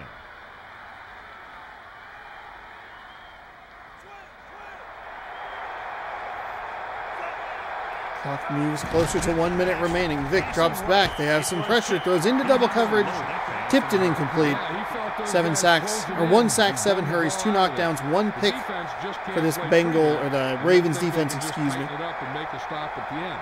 They should play aggressive enough where they can make a play but won't be in position to get burned. Nickelback in this time. Dropping back. Passes it out to the left. Buckley fires to the left side, down near, what is that, the 30? 3rd down and 2, 60 seconds to go. We do typically see when it's tight like this, we do see teams take a timeout at the 1 minute mark regardless. They will have the first 3rd down and 2, excuse me, at the 30. Maybe scoring the field goal for Baltimore was a key for Cincinnati because now they have to go for a touchdown, which means that they can't bring their kicker out or don't need to bring their kicker out until the extra point. They'll convert the 3rd down. It's 1st and 10. Ball on the 22-yard line. 8-yard gain, 1st and 10. Clock ticking. 4 linebackers. They'll spike the ball.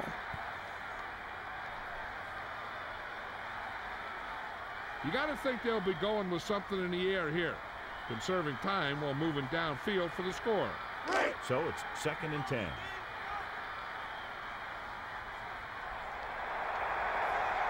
Nickelback in this time. He's going to throw. He goes to the left side. Fires over the middle and it's picked off. Oh, a diving interception by the Ravens. And that'll do it. Cincinnati with an opportunity to try and get a game-winning drive, but it's stopped by a turnover.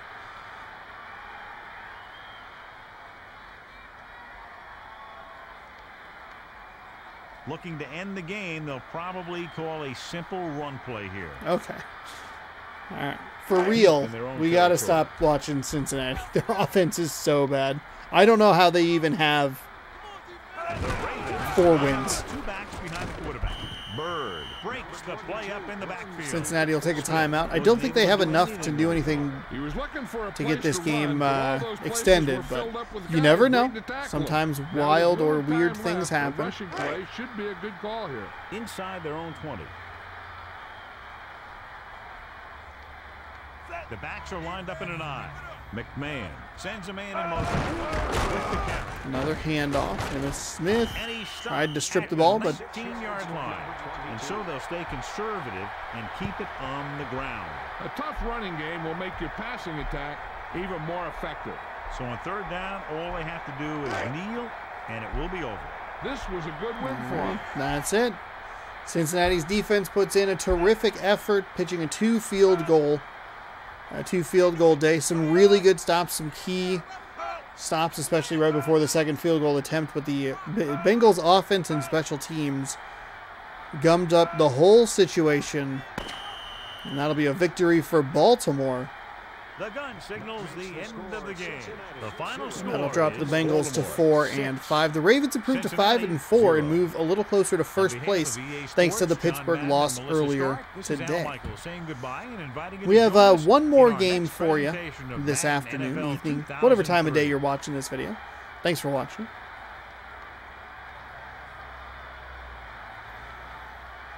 Griffith, 1 interception, 4 tackles.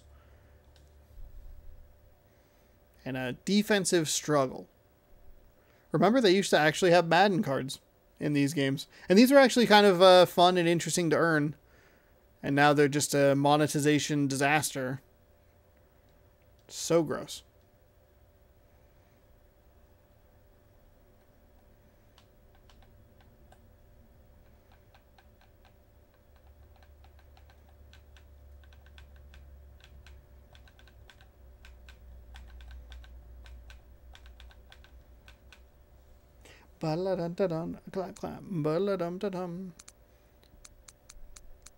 Last game of the day is going to be the Chargers taking on the Rams.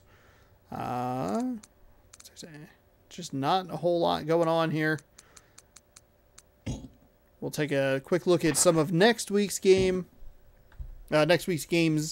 plural.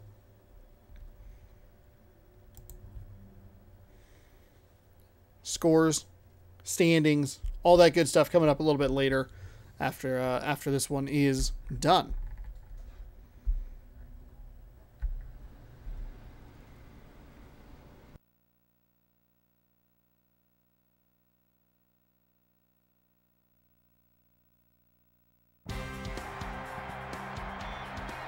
It will be deafening here in the Edward Jones Dome in St. Louis.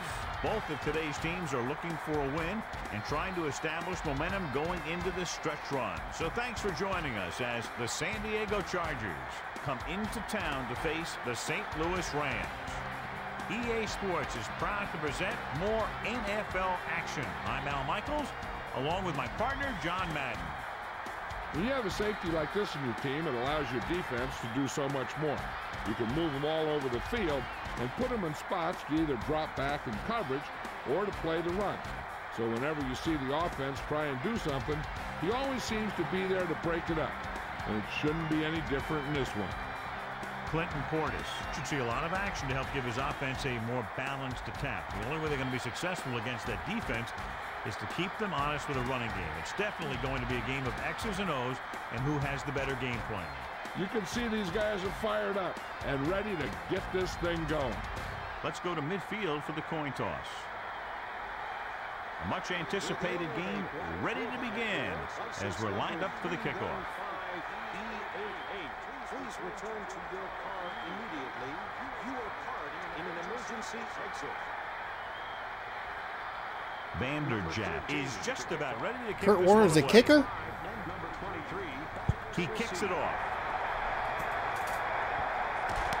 He receives the kick and starts upfield. Up to the 20 and then meets the first defender there to get stopped short of the 25. What have you heard, Melissa? I talked to Coach March earlier today. He said his players Got up, have been unplugged, and under replugged the pressure, internet just to so see if that he would put maybe them help. through some grueling practices I this do week. need it to We'll run soon find out if for that pays off, Al. Thanks, Melissa. Bradford goes in motion. a baseball game. Hopefully it's fixed. I mean, at least by tomorrow I can probably Green tinker with some recordings. couldn't find much of a hole, and he's brought down after a little gain of behind the what looks like a scenes. couple. Yeah, you talk about push. Going on. This line got no push at all, and there was nowhere to go.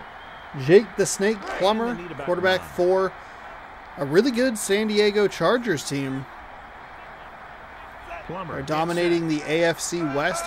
Each of the other three teams got off to very slow starts. Bellamy drags the For a ball while, carrier San Diego down had behind the line. more wins by themselves than the other three teams combined. I don't think it's quite at that level now, but they do have a pretty definitive lead in that division. We have a couple of teams that have started to really run away with some of the divisions. A couple of them are pretty tight. Third down here. Ball on their own 23. Specifically the NFC East and the AFC East. Those divisions very close with some good teams. Sanders.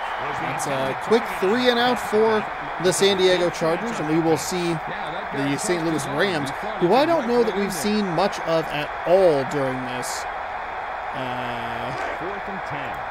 Ball on their own 23. We saw them. Going is looking for a good punt here. Brown will be looking to give his team. We saw them in good week field 1, and position that here. is it.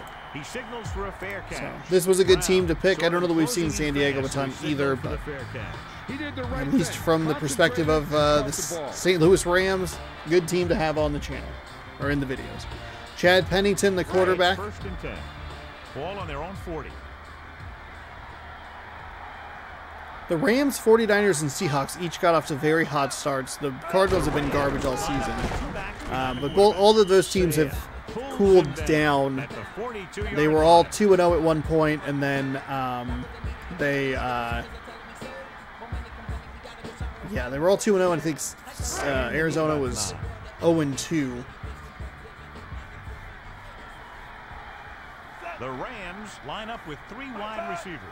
I thought maybe that division would be a really competitive one, but those teams have fallen off, especially Seattle. Seattle's had some really close victories and some close losses as well. Their record could very easily be really, really bad or really, really good.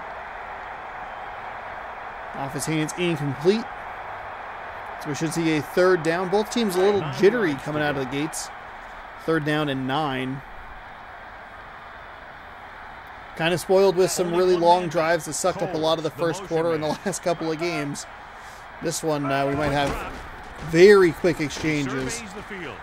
As Pennington looks, fires down the right side, and does find a receiver inside the 40-yard line. That one was thrown so hard, I think it took the air right out of the receiver.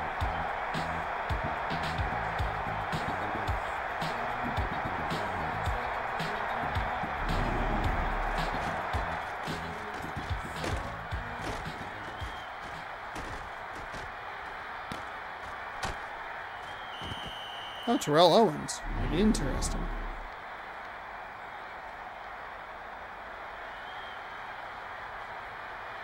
So they have 1st and 10 here.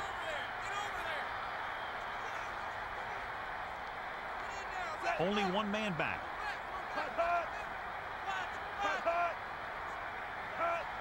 Looking downfield. He goes to the left side. Oh, I thought maybe that was going to be completion. Great defensive play there. One thing remains constant. No matter what kind of quarterback you are, rushing your throws is going to end up an incompletion or worse. So it's 2nd and 10. Ball on the 38-yard line.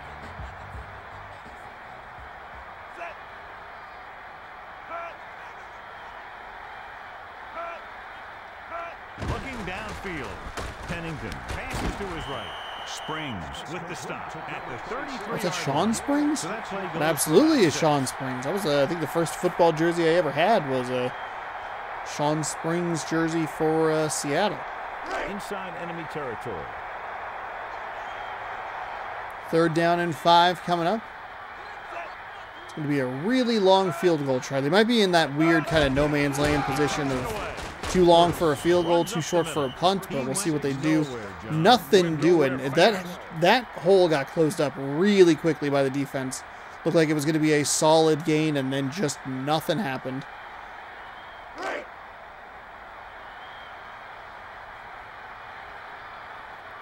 So it went from 3rd and 5 to a 4th and 4, and here we have a really long field goal attempt. The long field goal attempt. Kick is up, and the kick is good. 49 yards.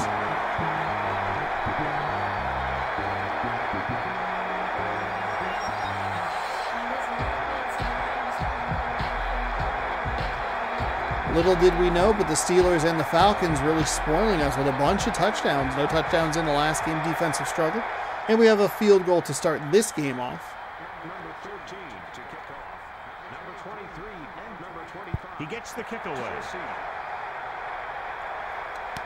Henderson fields it cleanly. So the offense takes over. The last time they had the ball, they had a very tough time getting anything going.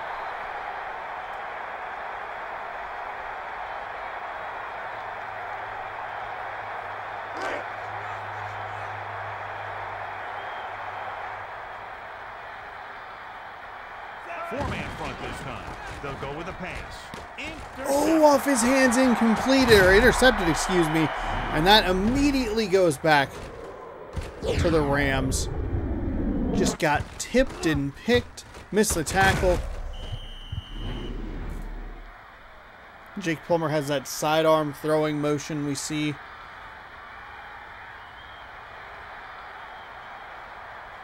St. Louis right back on the field. Field goal range. See if maybe they just take a shot at the end zone. Sudden changes like that are good opportunities to exploit the defense. We see that happen a lot with, or I see it because I watch a lot of Packers games, but we see that happen a lot with them. My gosh. Absolutely destroyed. Sean Springs got injured on that play. He got destroyed and injured his chest. It is gone. Absolutely horrendous here for the San Diego Chargers. A pick, and then one of your defensive players gets injured. Whew. And he's tackled at the 33. He tried to find something off the edge, John, but there wasn't anything there. Yeah, but there was no corner to turn. He's looking for the corner, and it just never got there.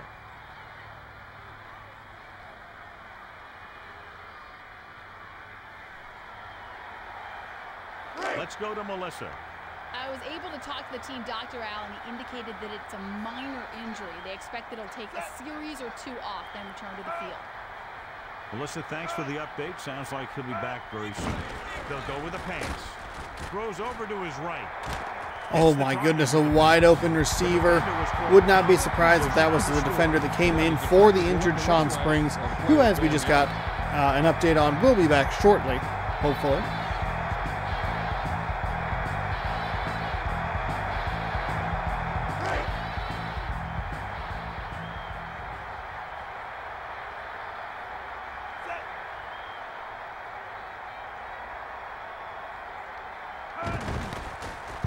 It's up.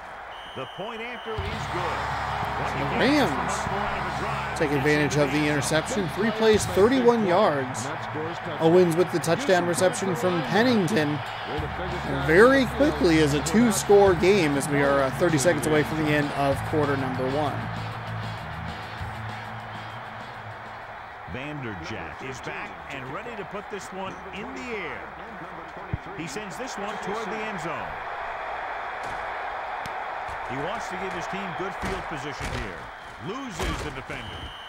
The Chargers take over on offense at the 24-yard line.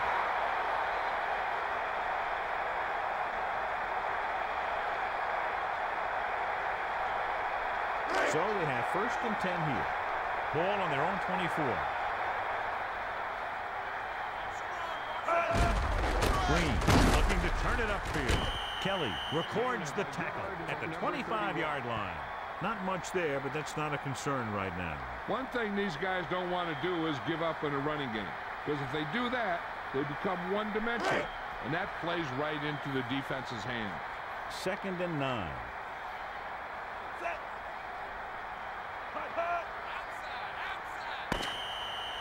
Quarter number 1 comes to a close with St. Louis leading 10-0. The score is Rams looking to even their record with the Chargers at both 6 and 3. And we'll start the second quarter. 9 yards to go. Ball on their own 25.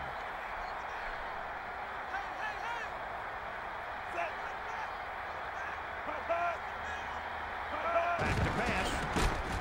He goes to the left side. Almost threw another interception. That was such a terrible throw. The quarterback needs to put that ball in a position where the defender can't get to it. That didn't happen there.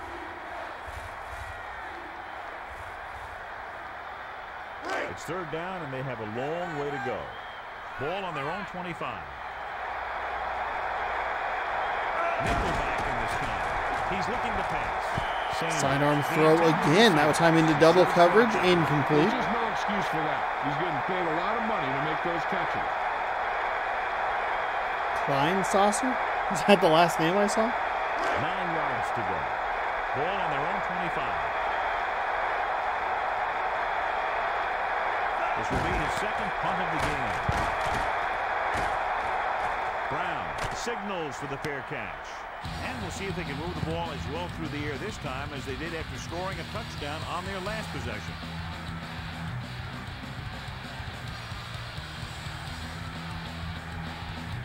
So they have 1st and 10 here. Ball on their own 32. Dropping back. Pump fakes. Pump fakes fires to the, was that the left side? And it looks like this one will be We'll spotted get near or across the first down marker. Chad Pennington with 3 consecutive completions. Heck, that guy better count his fingers to make sure they're all there after catching that one. So they have 1st and 10 here. Also, it's Clinton Portis who is the running back for the Rams. The quarterback lines up with 2 backs behind him. Short pass. And he's brought down. No gain, maybe a loss there. I don't know why he called for that. Like, yeah, he's open, but... Whew.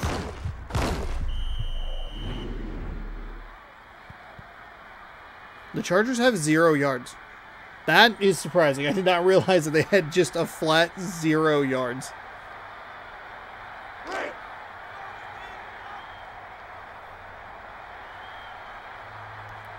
Watching this Chargers team, a little surprising that they somehow have 6 wins and are the top of the AFC West.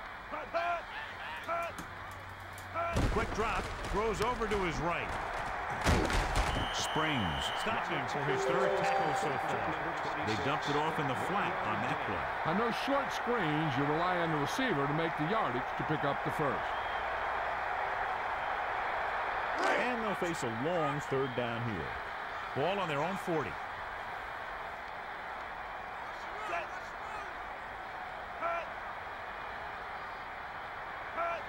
Quick drop. Steps up into the pocket. Passes it. Nice completion there. Spin move away from one defender. And he's brought down at the 41-yard line. Threaded that needle between that defender and on the receiver, not the Chargers player's hands.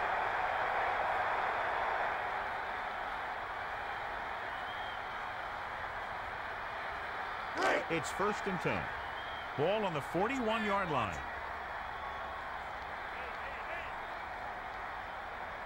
He's looking to pass. Uses the pump. Pennington throws left. He had plenty of juice on that one. He never looked comfortable in the pocket on that pass.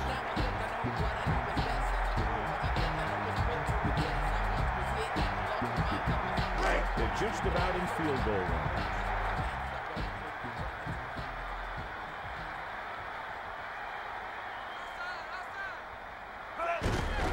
Looking to turn it upfield.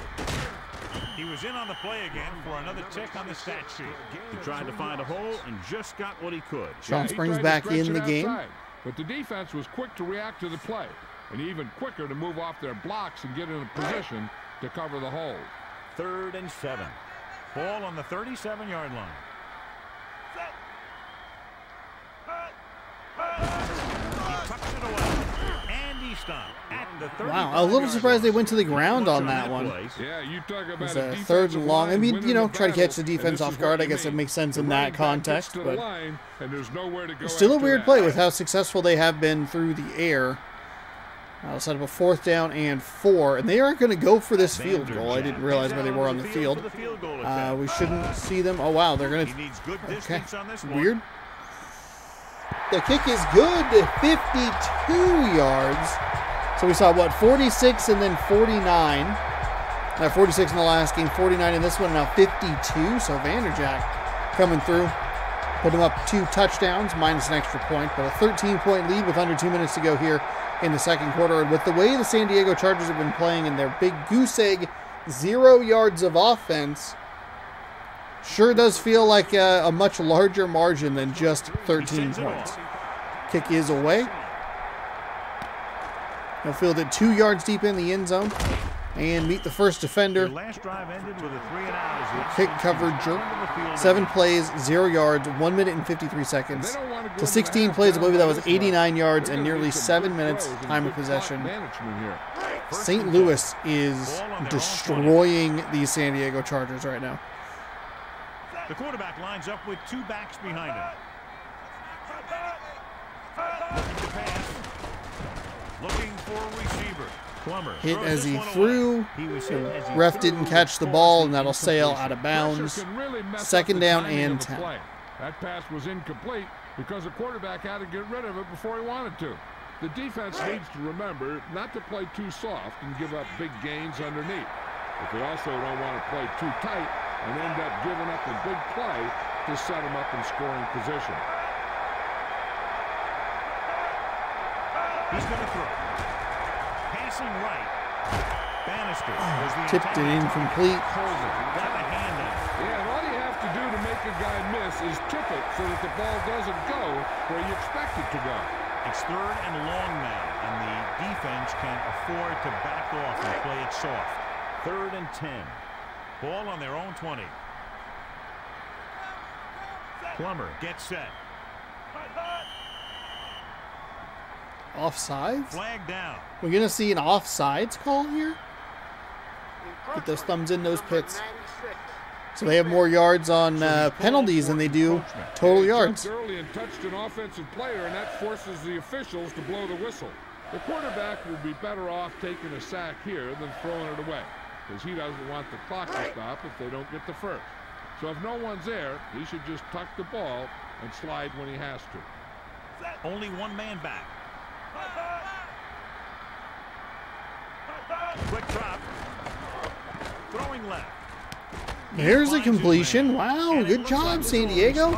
Completed a pass. A big bomb down the field there. I'll give them all the yards they've had in this entire game. We get them close to midfield. It's 1st and 10. I think it's important for San Diego to get points on this drive. I believe.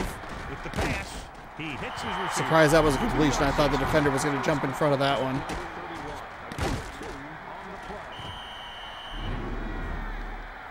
Ball at about midfield.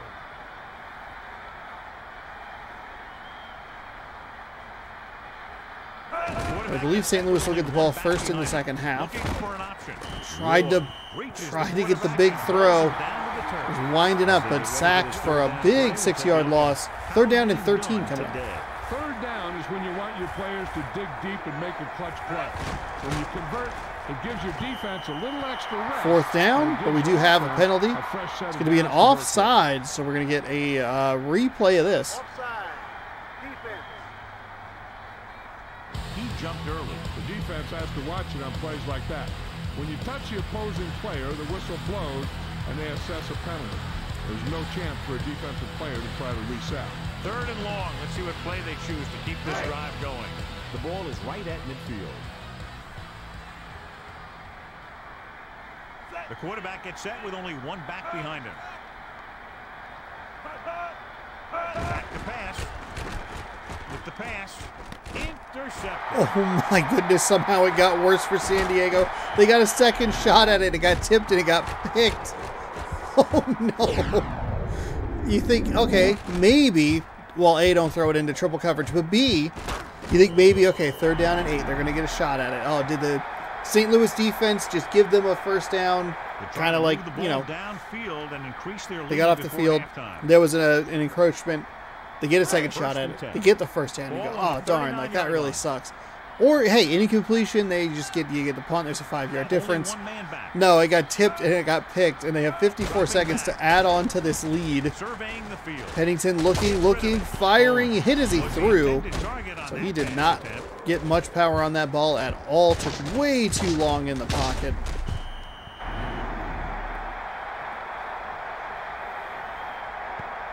If this coach is anything like Iniki is, he won't be satisfied with the lead.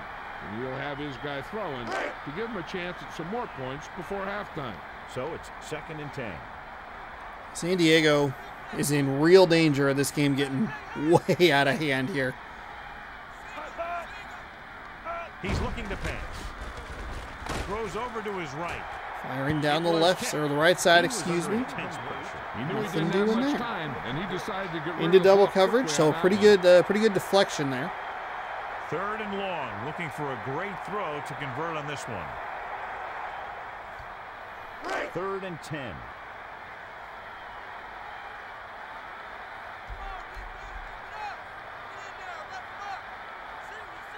Pennington under center. He's looking to pass. He's looking, gets the pass off. Brown, the intended receiver. Tipped and deflected. Good job by San Diego's Nothing defense fancy to there. Don't even give the receiver a make chance. sure Just that knock it down. Time for a punt here. As they get it's at now least 4th they down. mitigate any sort of damage off the interception. They give their team an opportunity to maybe try and get some points before this half, but that lead doesn't balloon to 16 Number or 4 even is 20 looking for a points, good punt here. with the potential of them Sutherland getting the sets ball, up, waiting them for the being punt. St. Louis, Sutherland getting the will ball try to return this one. after That the half. interception brought their Out of the back of the last end to a zone. sudden halt. After collecting themselves on the sidelines, let's see what happens here. They Where the gotta have good lead clock could go management to if they wanna 23 get some or points on the 27, clock. And if they can get some, or I guess it'll be a big 19, help for them 13 to going 16 to into 19, couple field goals, but Sanders, 3 to 4 score in motion. game, it starts to get. Looking downfield. He goes to the left side. Nice reception. Wilson records the stop at the 39. He got in there for his first tackle. they'll probably be playing a soft zone coverage. So he should have options underneath if they go with the pass. So they have 1st and 10 here. Ball on their own 39. Man in motion. He's going to throw. Throwing. Sanders was the intended target. Hit as he McDuffie threw there, will not need great. better protection up front, or those Sack, a numbers couple will of hurries, continue couple of to knockdowns, increase. couple of One thing you don't want interceptions. to do when trying to get a late this scoring Rams drive is defense. turn the ball over. They're already behind as it is, and they can't afford to be down anymore. So it's all about smart decisions by the offense. Plummer out of the gun, looking downfield, looking for an option, passes it, and he Tipped can't. and incomplete. A lot of incompletions really extending this half. Yeah, he's lucky the defender didn't come away with that pass.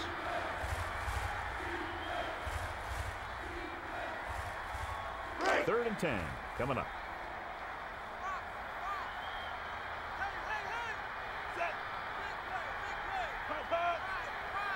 He's looking to pass. Surveying the field. Throws it. Batted down. He swatted that pass down. Great position and great reaction made that play happen. The coverage team needs to play more disciplined on this punt because you don't want to give the other team any momentum going into the half. They have to stay in their lanes. 4th and 10. Ball on their own 39. Going. Is just about ready to punt this one away. Brown will be looking to give his team good field position here. Whew. Nice recovery on the wide snap there. Brown moves under the kick and gets ready for the return. So he was brought down. Get up before he had near a the chance to 30, get but not anything quite going. there. Good job by both teams here.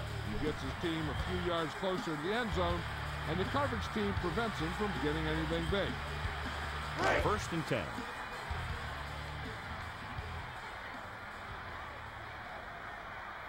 Four-man front this time.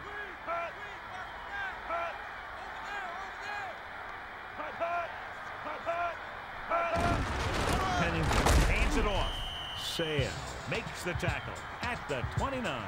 That I don't love when they run the ball Yeah, there was a defender in every and then gap call ready to timeout. make the Sounds tackle it's on just that play. real dumb. To me, at least. Hey, maybe you enjoy it. Ball on their own 29.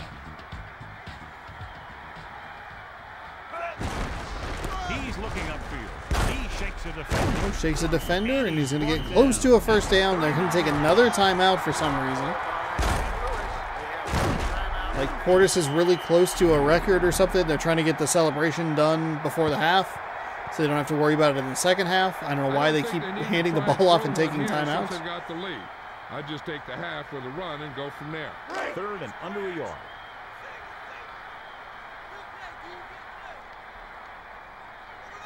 The defense is snacking the line of scrimmage. Portis looking for a seam.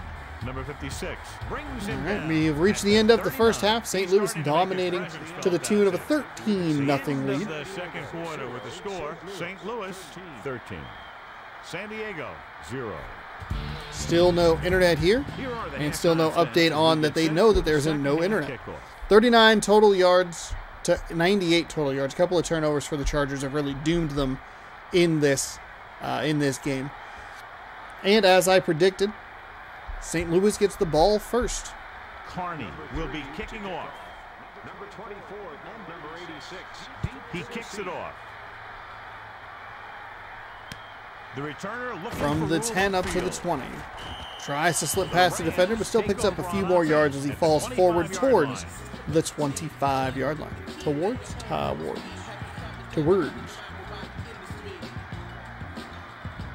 So they have 1st and 10 here. Ball on their own 25. 4-man front this time. The Rams use motion.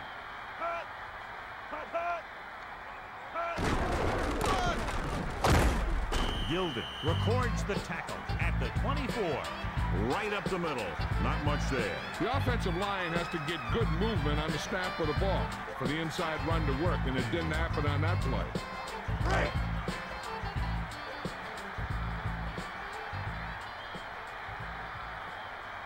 Pennington gets set. He's going to throw. With the throw, and he stopped. At the 35-yard line. He really zipped that pass in there. Hey, I think we need to get this guy's Sean Springs, 5 tackles. You can see that Seattle blue in his picture. 3rd down, less than a yard. Went from the NFC West to the AFC West.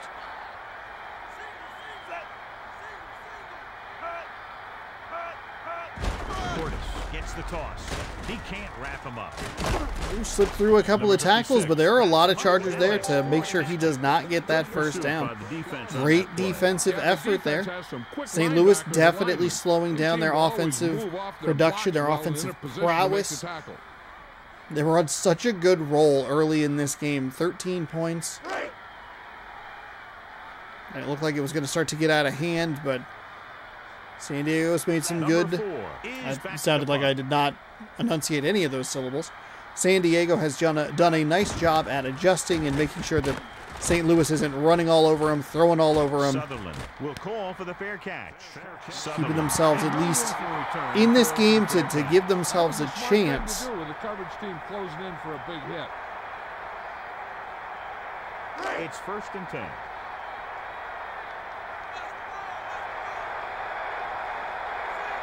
Four-man front this time. The Chargers use motion. Looking to run it here. Green through the middle. They're trying to find a hole and just got what he could. Yeah, he tried to stretch 40 yards of offensive production on 17 plays. Oh my God. That is so bad. 2nd and 8. Ball on their own 25. Four-man front this time. He's looking to pass. Plummer throws. San Diego over the defender's hands. That's going to convert for a first down up past the 35. 37, 38-yard line, somewhere around there.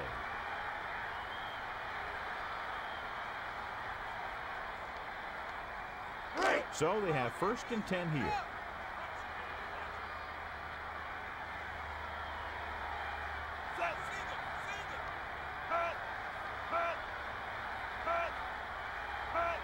Back to pass.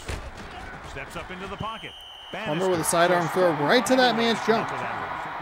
Right to the cup. Any more of those, and he might find himself riding the bench. I don't think they're going to put the snake on the bench. 2nd and 10. Jake the Snake Plummer. You kidding me? 4 linemen and 3 linebackers lined up defensively. He's going to throw. Looking for a receiver. Throwing. Got hit as he threw. No catch. He was out of bounds. Dang. As a quarterback, you're supposed to put the ball where only the receiver can get it. I think somebody should have told him that he also needs to keep it in bounds.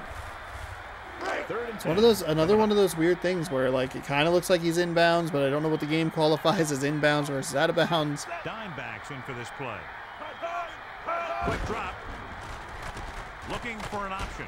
Plummer sends the pass away. How did he get that? How was that a completed At pass? the 47, he makes a terrific catch for the first down. Yeah, that's what the receiver's first job is, to catch the ball. And once he has control of the ball, then he can look to stretch it for a big gain. Okay. Another time where the depth perception a little weird because we're looking at it across the field.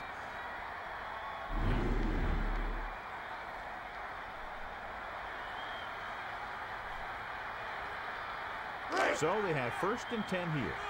Ball on the 47-yard line. 2 minutes left in the quarter. Gets the pass off.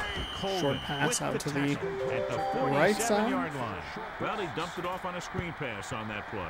The screen is basically a misdirection play. You get the defense pursuing the quarterback, then he just tosses it over and hopes the receiver can find some running room. Ball at about midfield. 1:40 to go here in the third quarter. Big drive by San Diego. They're getting some things correct on this side of the ball as well as the defensive side. Doing a nice job over the last quarter and a half, or the half quarter, excuse me. The defense had great penetration, and they were right there to cover their gap assignments.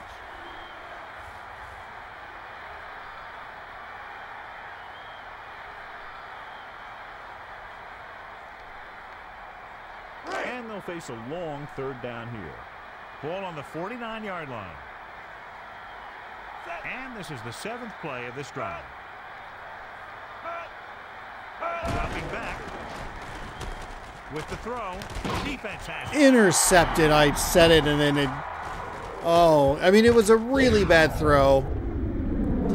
Defender is immediately in front of that. Oh my goodness. Another turnover for the Chargers, and that dooms a really nice looking drive. It's 1st and 10.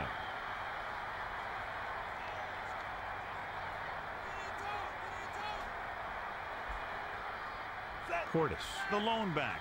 Looking to turn it upfield. And the defender now it's up to the San Diego defense to try and keep themselves in this game. We saw this in the last game, Baltimore taking on Cincinnati. Cincinnati's defense held up their end of the bargain. The special teams, they let the team down. The offense, they let the team down. 4-man front this time. Can we see something similar here from San Diego? Their defense just giving their offense an opportunity. Of course, as soon as I say that, they find an open receiver for an easy first down, about a 15-yard gain or so.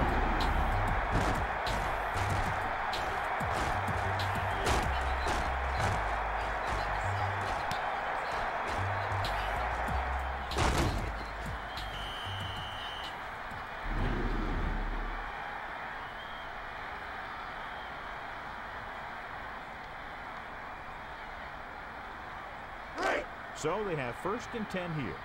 Ball on the 46-yard line.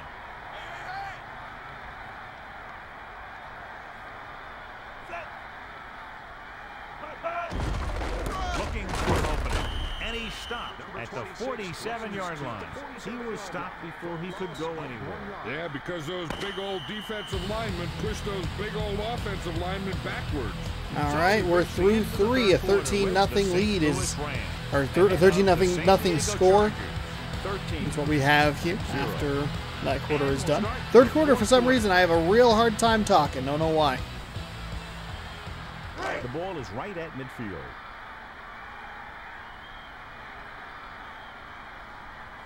Four linemen and 3 linebackers lined up defensively. With the throw, he couldn't control it. He couldn't hang on. Balled it off the tips of his fingers and just could not come down in bounds with it.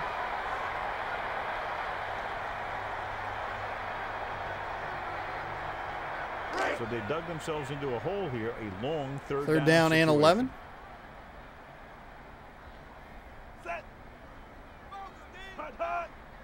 Looking to throw. Throws it. And Fires it's over complete. to the He gets a right quick side. lead They're now. going to give him the first down. He was either going to catch it or he's going to get knocked out by it.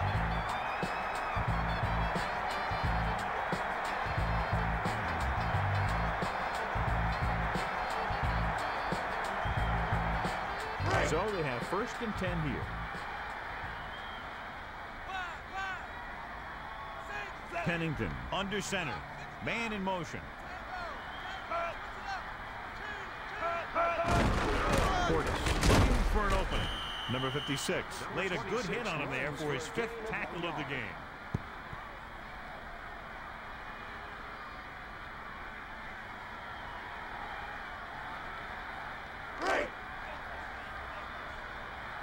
So 2nd down and 9 here for the St. Louis Rams. 4 minutes to go in this one. Pennington gets set, dropping back, throws over to Nice, his right, nice and pickup it by looks like Portis he's there gonna be spotted. to get that extra defender that they sent. Up 9 on the play. Gave Chad Pennington just enough time to find an open receiver. Set up a very manageable 3rd down. 3rd and 1 coming up on this play.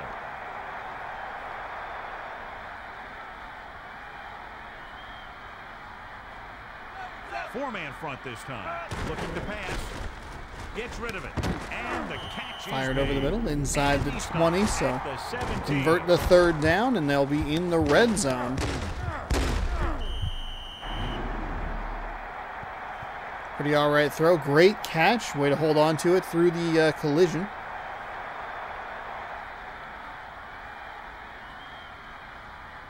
It's 1st and 10.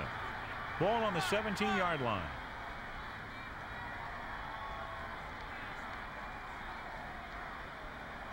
Pennington quiets the crowd as the clock winds to 3 minutes to go. 1st and 10. Portis single back with the motion of the tight end. They are going to run this play clock as low as possible. Play action pass and a nice catch. Great adjustment there by the receiver. Pennington got hit as he threw. Number 81 coming through. I believe that's Terrell Owens. It is indeed Owens. It's 2nd down and 1 to go. Ball on the 9-yard line. 4 linemen and 3 linebackers lined up defensively.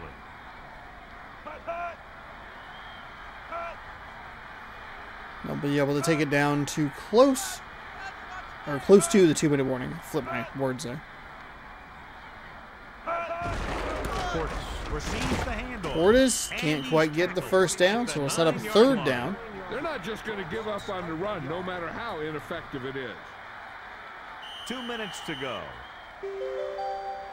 No reason for them to throw in that scenario anyway there, Mr. Madden. They're trying to run this clock down, get out of here with a victory. And not a great showing by San Diego, but sometimes that happens.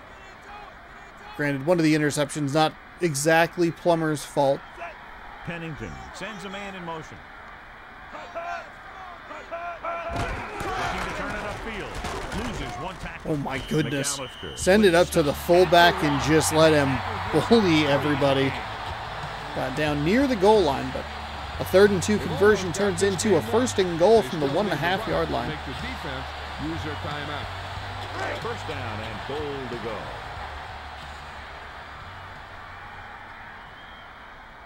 Everybody up on the line. On the carry. Searching for a seam. They're not just going to give up on the run, no matter how ineffective it is. They've almost got this game won, but they still need to run it to make the defense use their timeout. Melissa, any news from down there? The trainer just confirmed that it is indeed a slight injury to his foot. He's going to test it out and return. Hand off to the fullback. Melissa, thanks Not for as the effective update. the Sounds like second coming time. back 2nd very down soon. and goal turns into a Runs up the middle. 3rd There and goal wasn't much of after a a hole for him to few slide yards through. of As soon as he got few the yard ball, there loss. was a defender in his face to knock him down. This is one where the coach might actually try and pass to get the first. If they can get it, then they can pretty much run out the clock. The quarterback gets set with only 1 back behind him.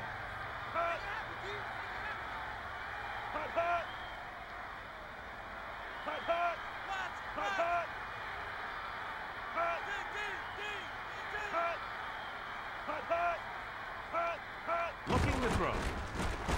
Looking downfield. Pennington, that was a terrible, terrible decision. To the 20. An unbelievably terrible decision by Chad Pennington right there. I cannot believe he threw that ball. There was nowhere for him to go. I mean, he's got to throw it up and over out of bounds. There's no way you're going to get the receiver the ball in that scenario. A baffling decision by Chad Pennington. 1:05 on the clock. Chargers obviously have to score, get an onside recovery, and score again, all within the next 65 seconds. I have a hard time believing they can do it because of their offensive. I couldn't even finish the sentence. He nearly threw an interception immediately.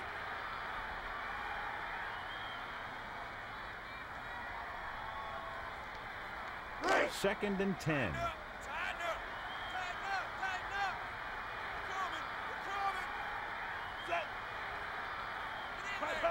Quick drop. Looking for an option. Uses the pump. Pump fakes, looks, fires down the left side, finds a receiver across midfield, down inside the 45-yard line. Converting for a first down. That guy's always had a great arm. And that's something you can't teach. 4 linemen and 3 linebackers. They'll spike the ball with 43 seconds to go.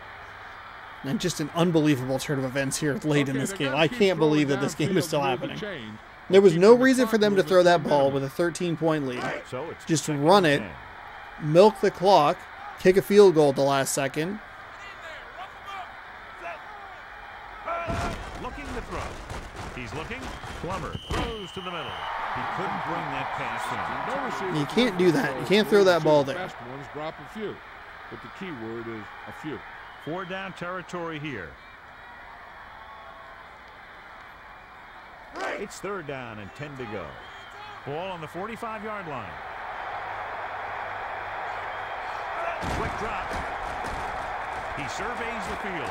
Throwing. Plummer down the middle, finds a receiver And he's brought down inside the red zone. He had time to go through his progressions and find the open man. This guy has great confidence in his arm. He knows that he can make the completion regardless of the coverage.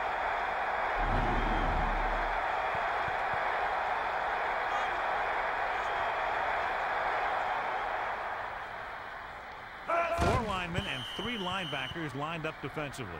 Plummer spikes the ball. 24 seconds to go.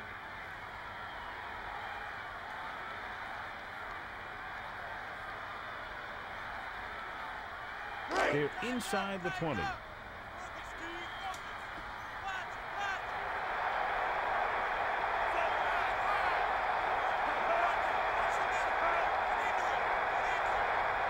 Quick drop. Gets rid of it. Bradford was the intended receiver.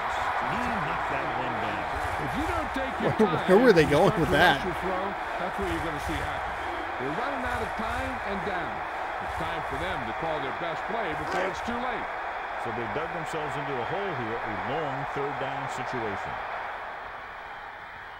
And this is the 7th play of this drive. He's looking to pass. Throws it. He hits his receiver. They couldn't get past the sticks, and that'll bring up 4th down. San Diego will take a timeout. It drives me crazy when I see it.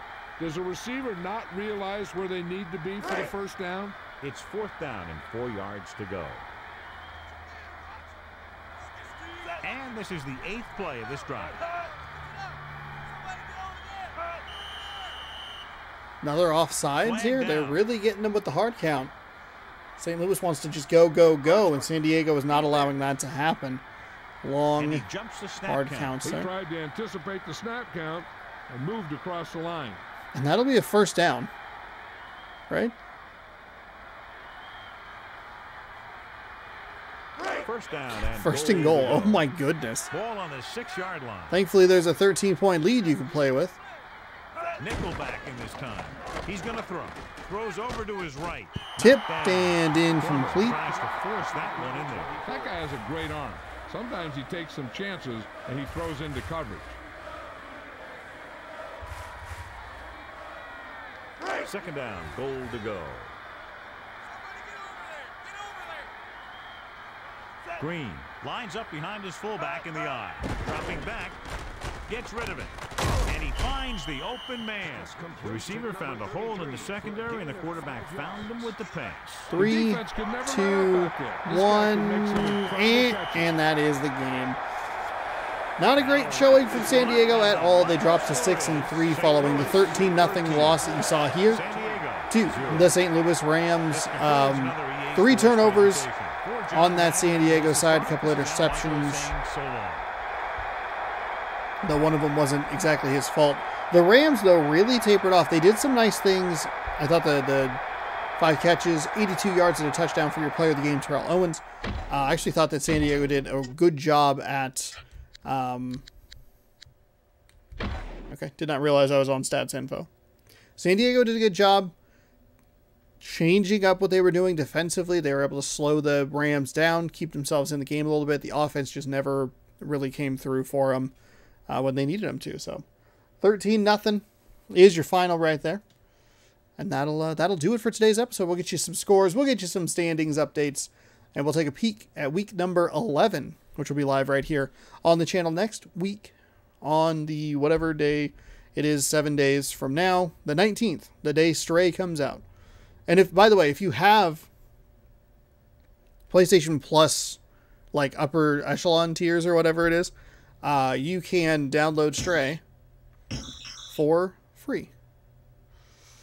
Too few fullbacks.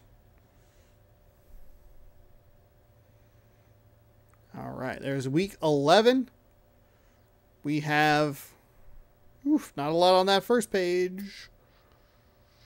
Well, let's get you caught up here. We saw these top 2 games. Falcons 20, Steelers 7, Ravens 6, Bengals 0. The Lions taking on the Packers. The Packers with an offensive explosion, 28-6 over Detroit. The Texans pick up their second win of the season, doubling up the Titans 24-12. The Colts squeak out a victory to stay on the winning side of things, 19-17. The Eagles fall to 3-6. Panthers, they've been an up and down team all season, 21-7. The final. The Saints are, boy are they bad, 2-7. The Giants fall to the Vikings, who have a great day offensively, 31-7.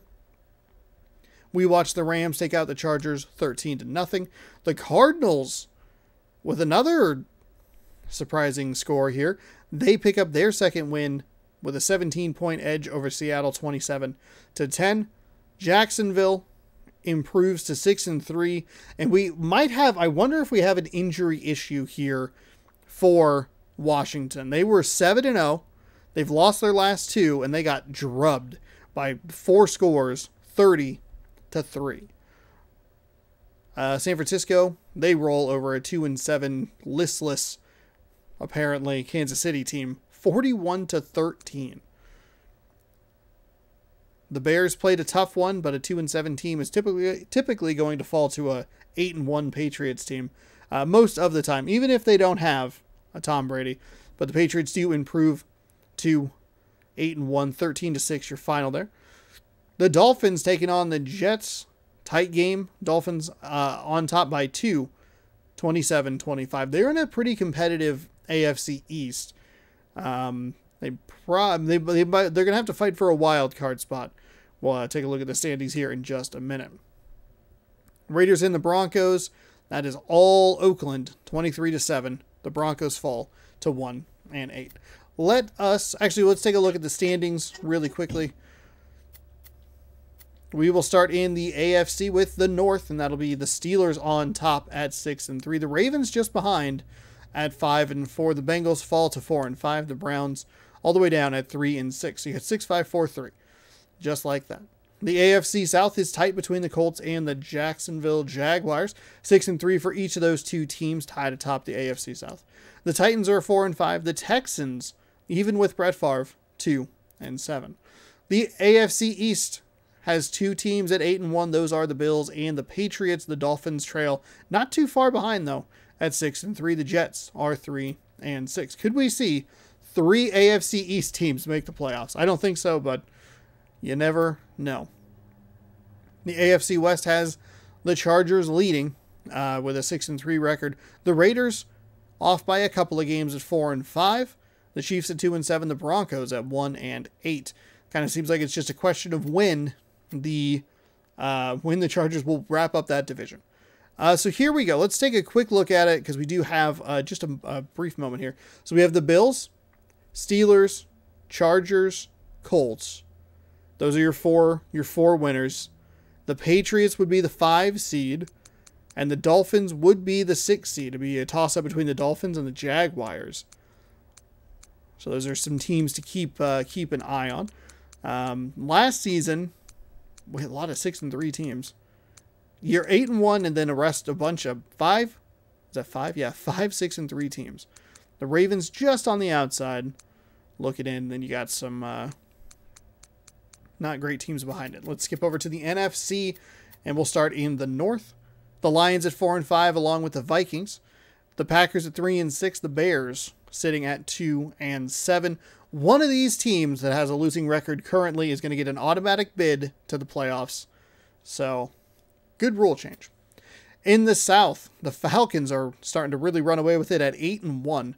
5-4 is the next closest. That's the Tampa Bay Buccaneers. The Panthers at 4-5. The Saints at 2-7. Washington leads the way in the NFC East at 7-2. The Cowboys not too far off at 6-3. The Giants and Eagles, they are falling fast at 3-6. In the West, we have the 49ers at 7-2. The Rams just behind them at 6-3. The Seahawks have fallen off a little bit at 4-5, and the Cardinals are at 2-7. In the NFC, you have the Falcons. You have Washington. You have San Francisco. That is your South, East, North. And then the Lions or the Vikings at 4-5 would be your North champion. And then you would have the Cowboys and the Rams making it the Buccaneers with a better record than the Lions and the Vikings would not make the playoffs because of that, because of the way they do that.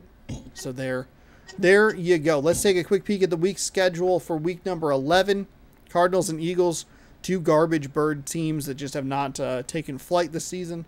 There it was. We nailed it. We have the Dolphins and the Ravens. We just watched the Ravens. The Bills taking on the Chiefs. Browns and Bengals. Cowboys, Colts. That's a good one. 6-3 teams right there. Both of them in the thick of the playoff hunt. Packers taking on the Vikings.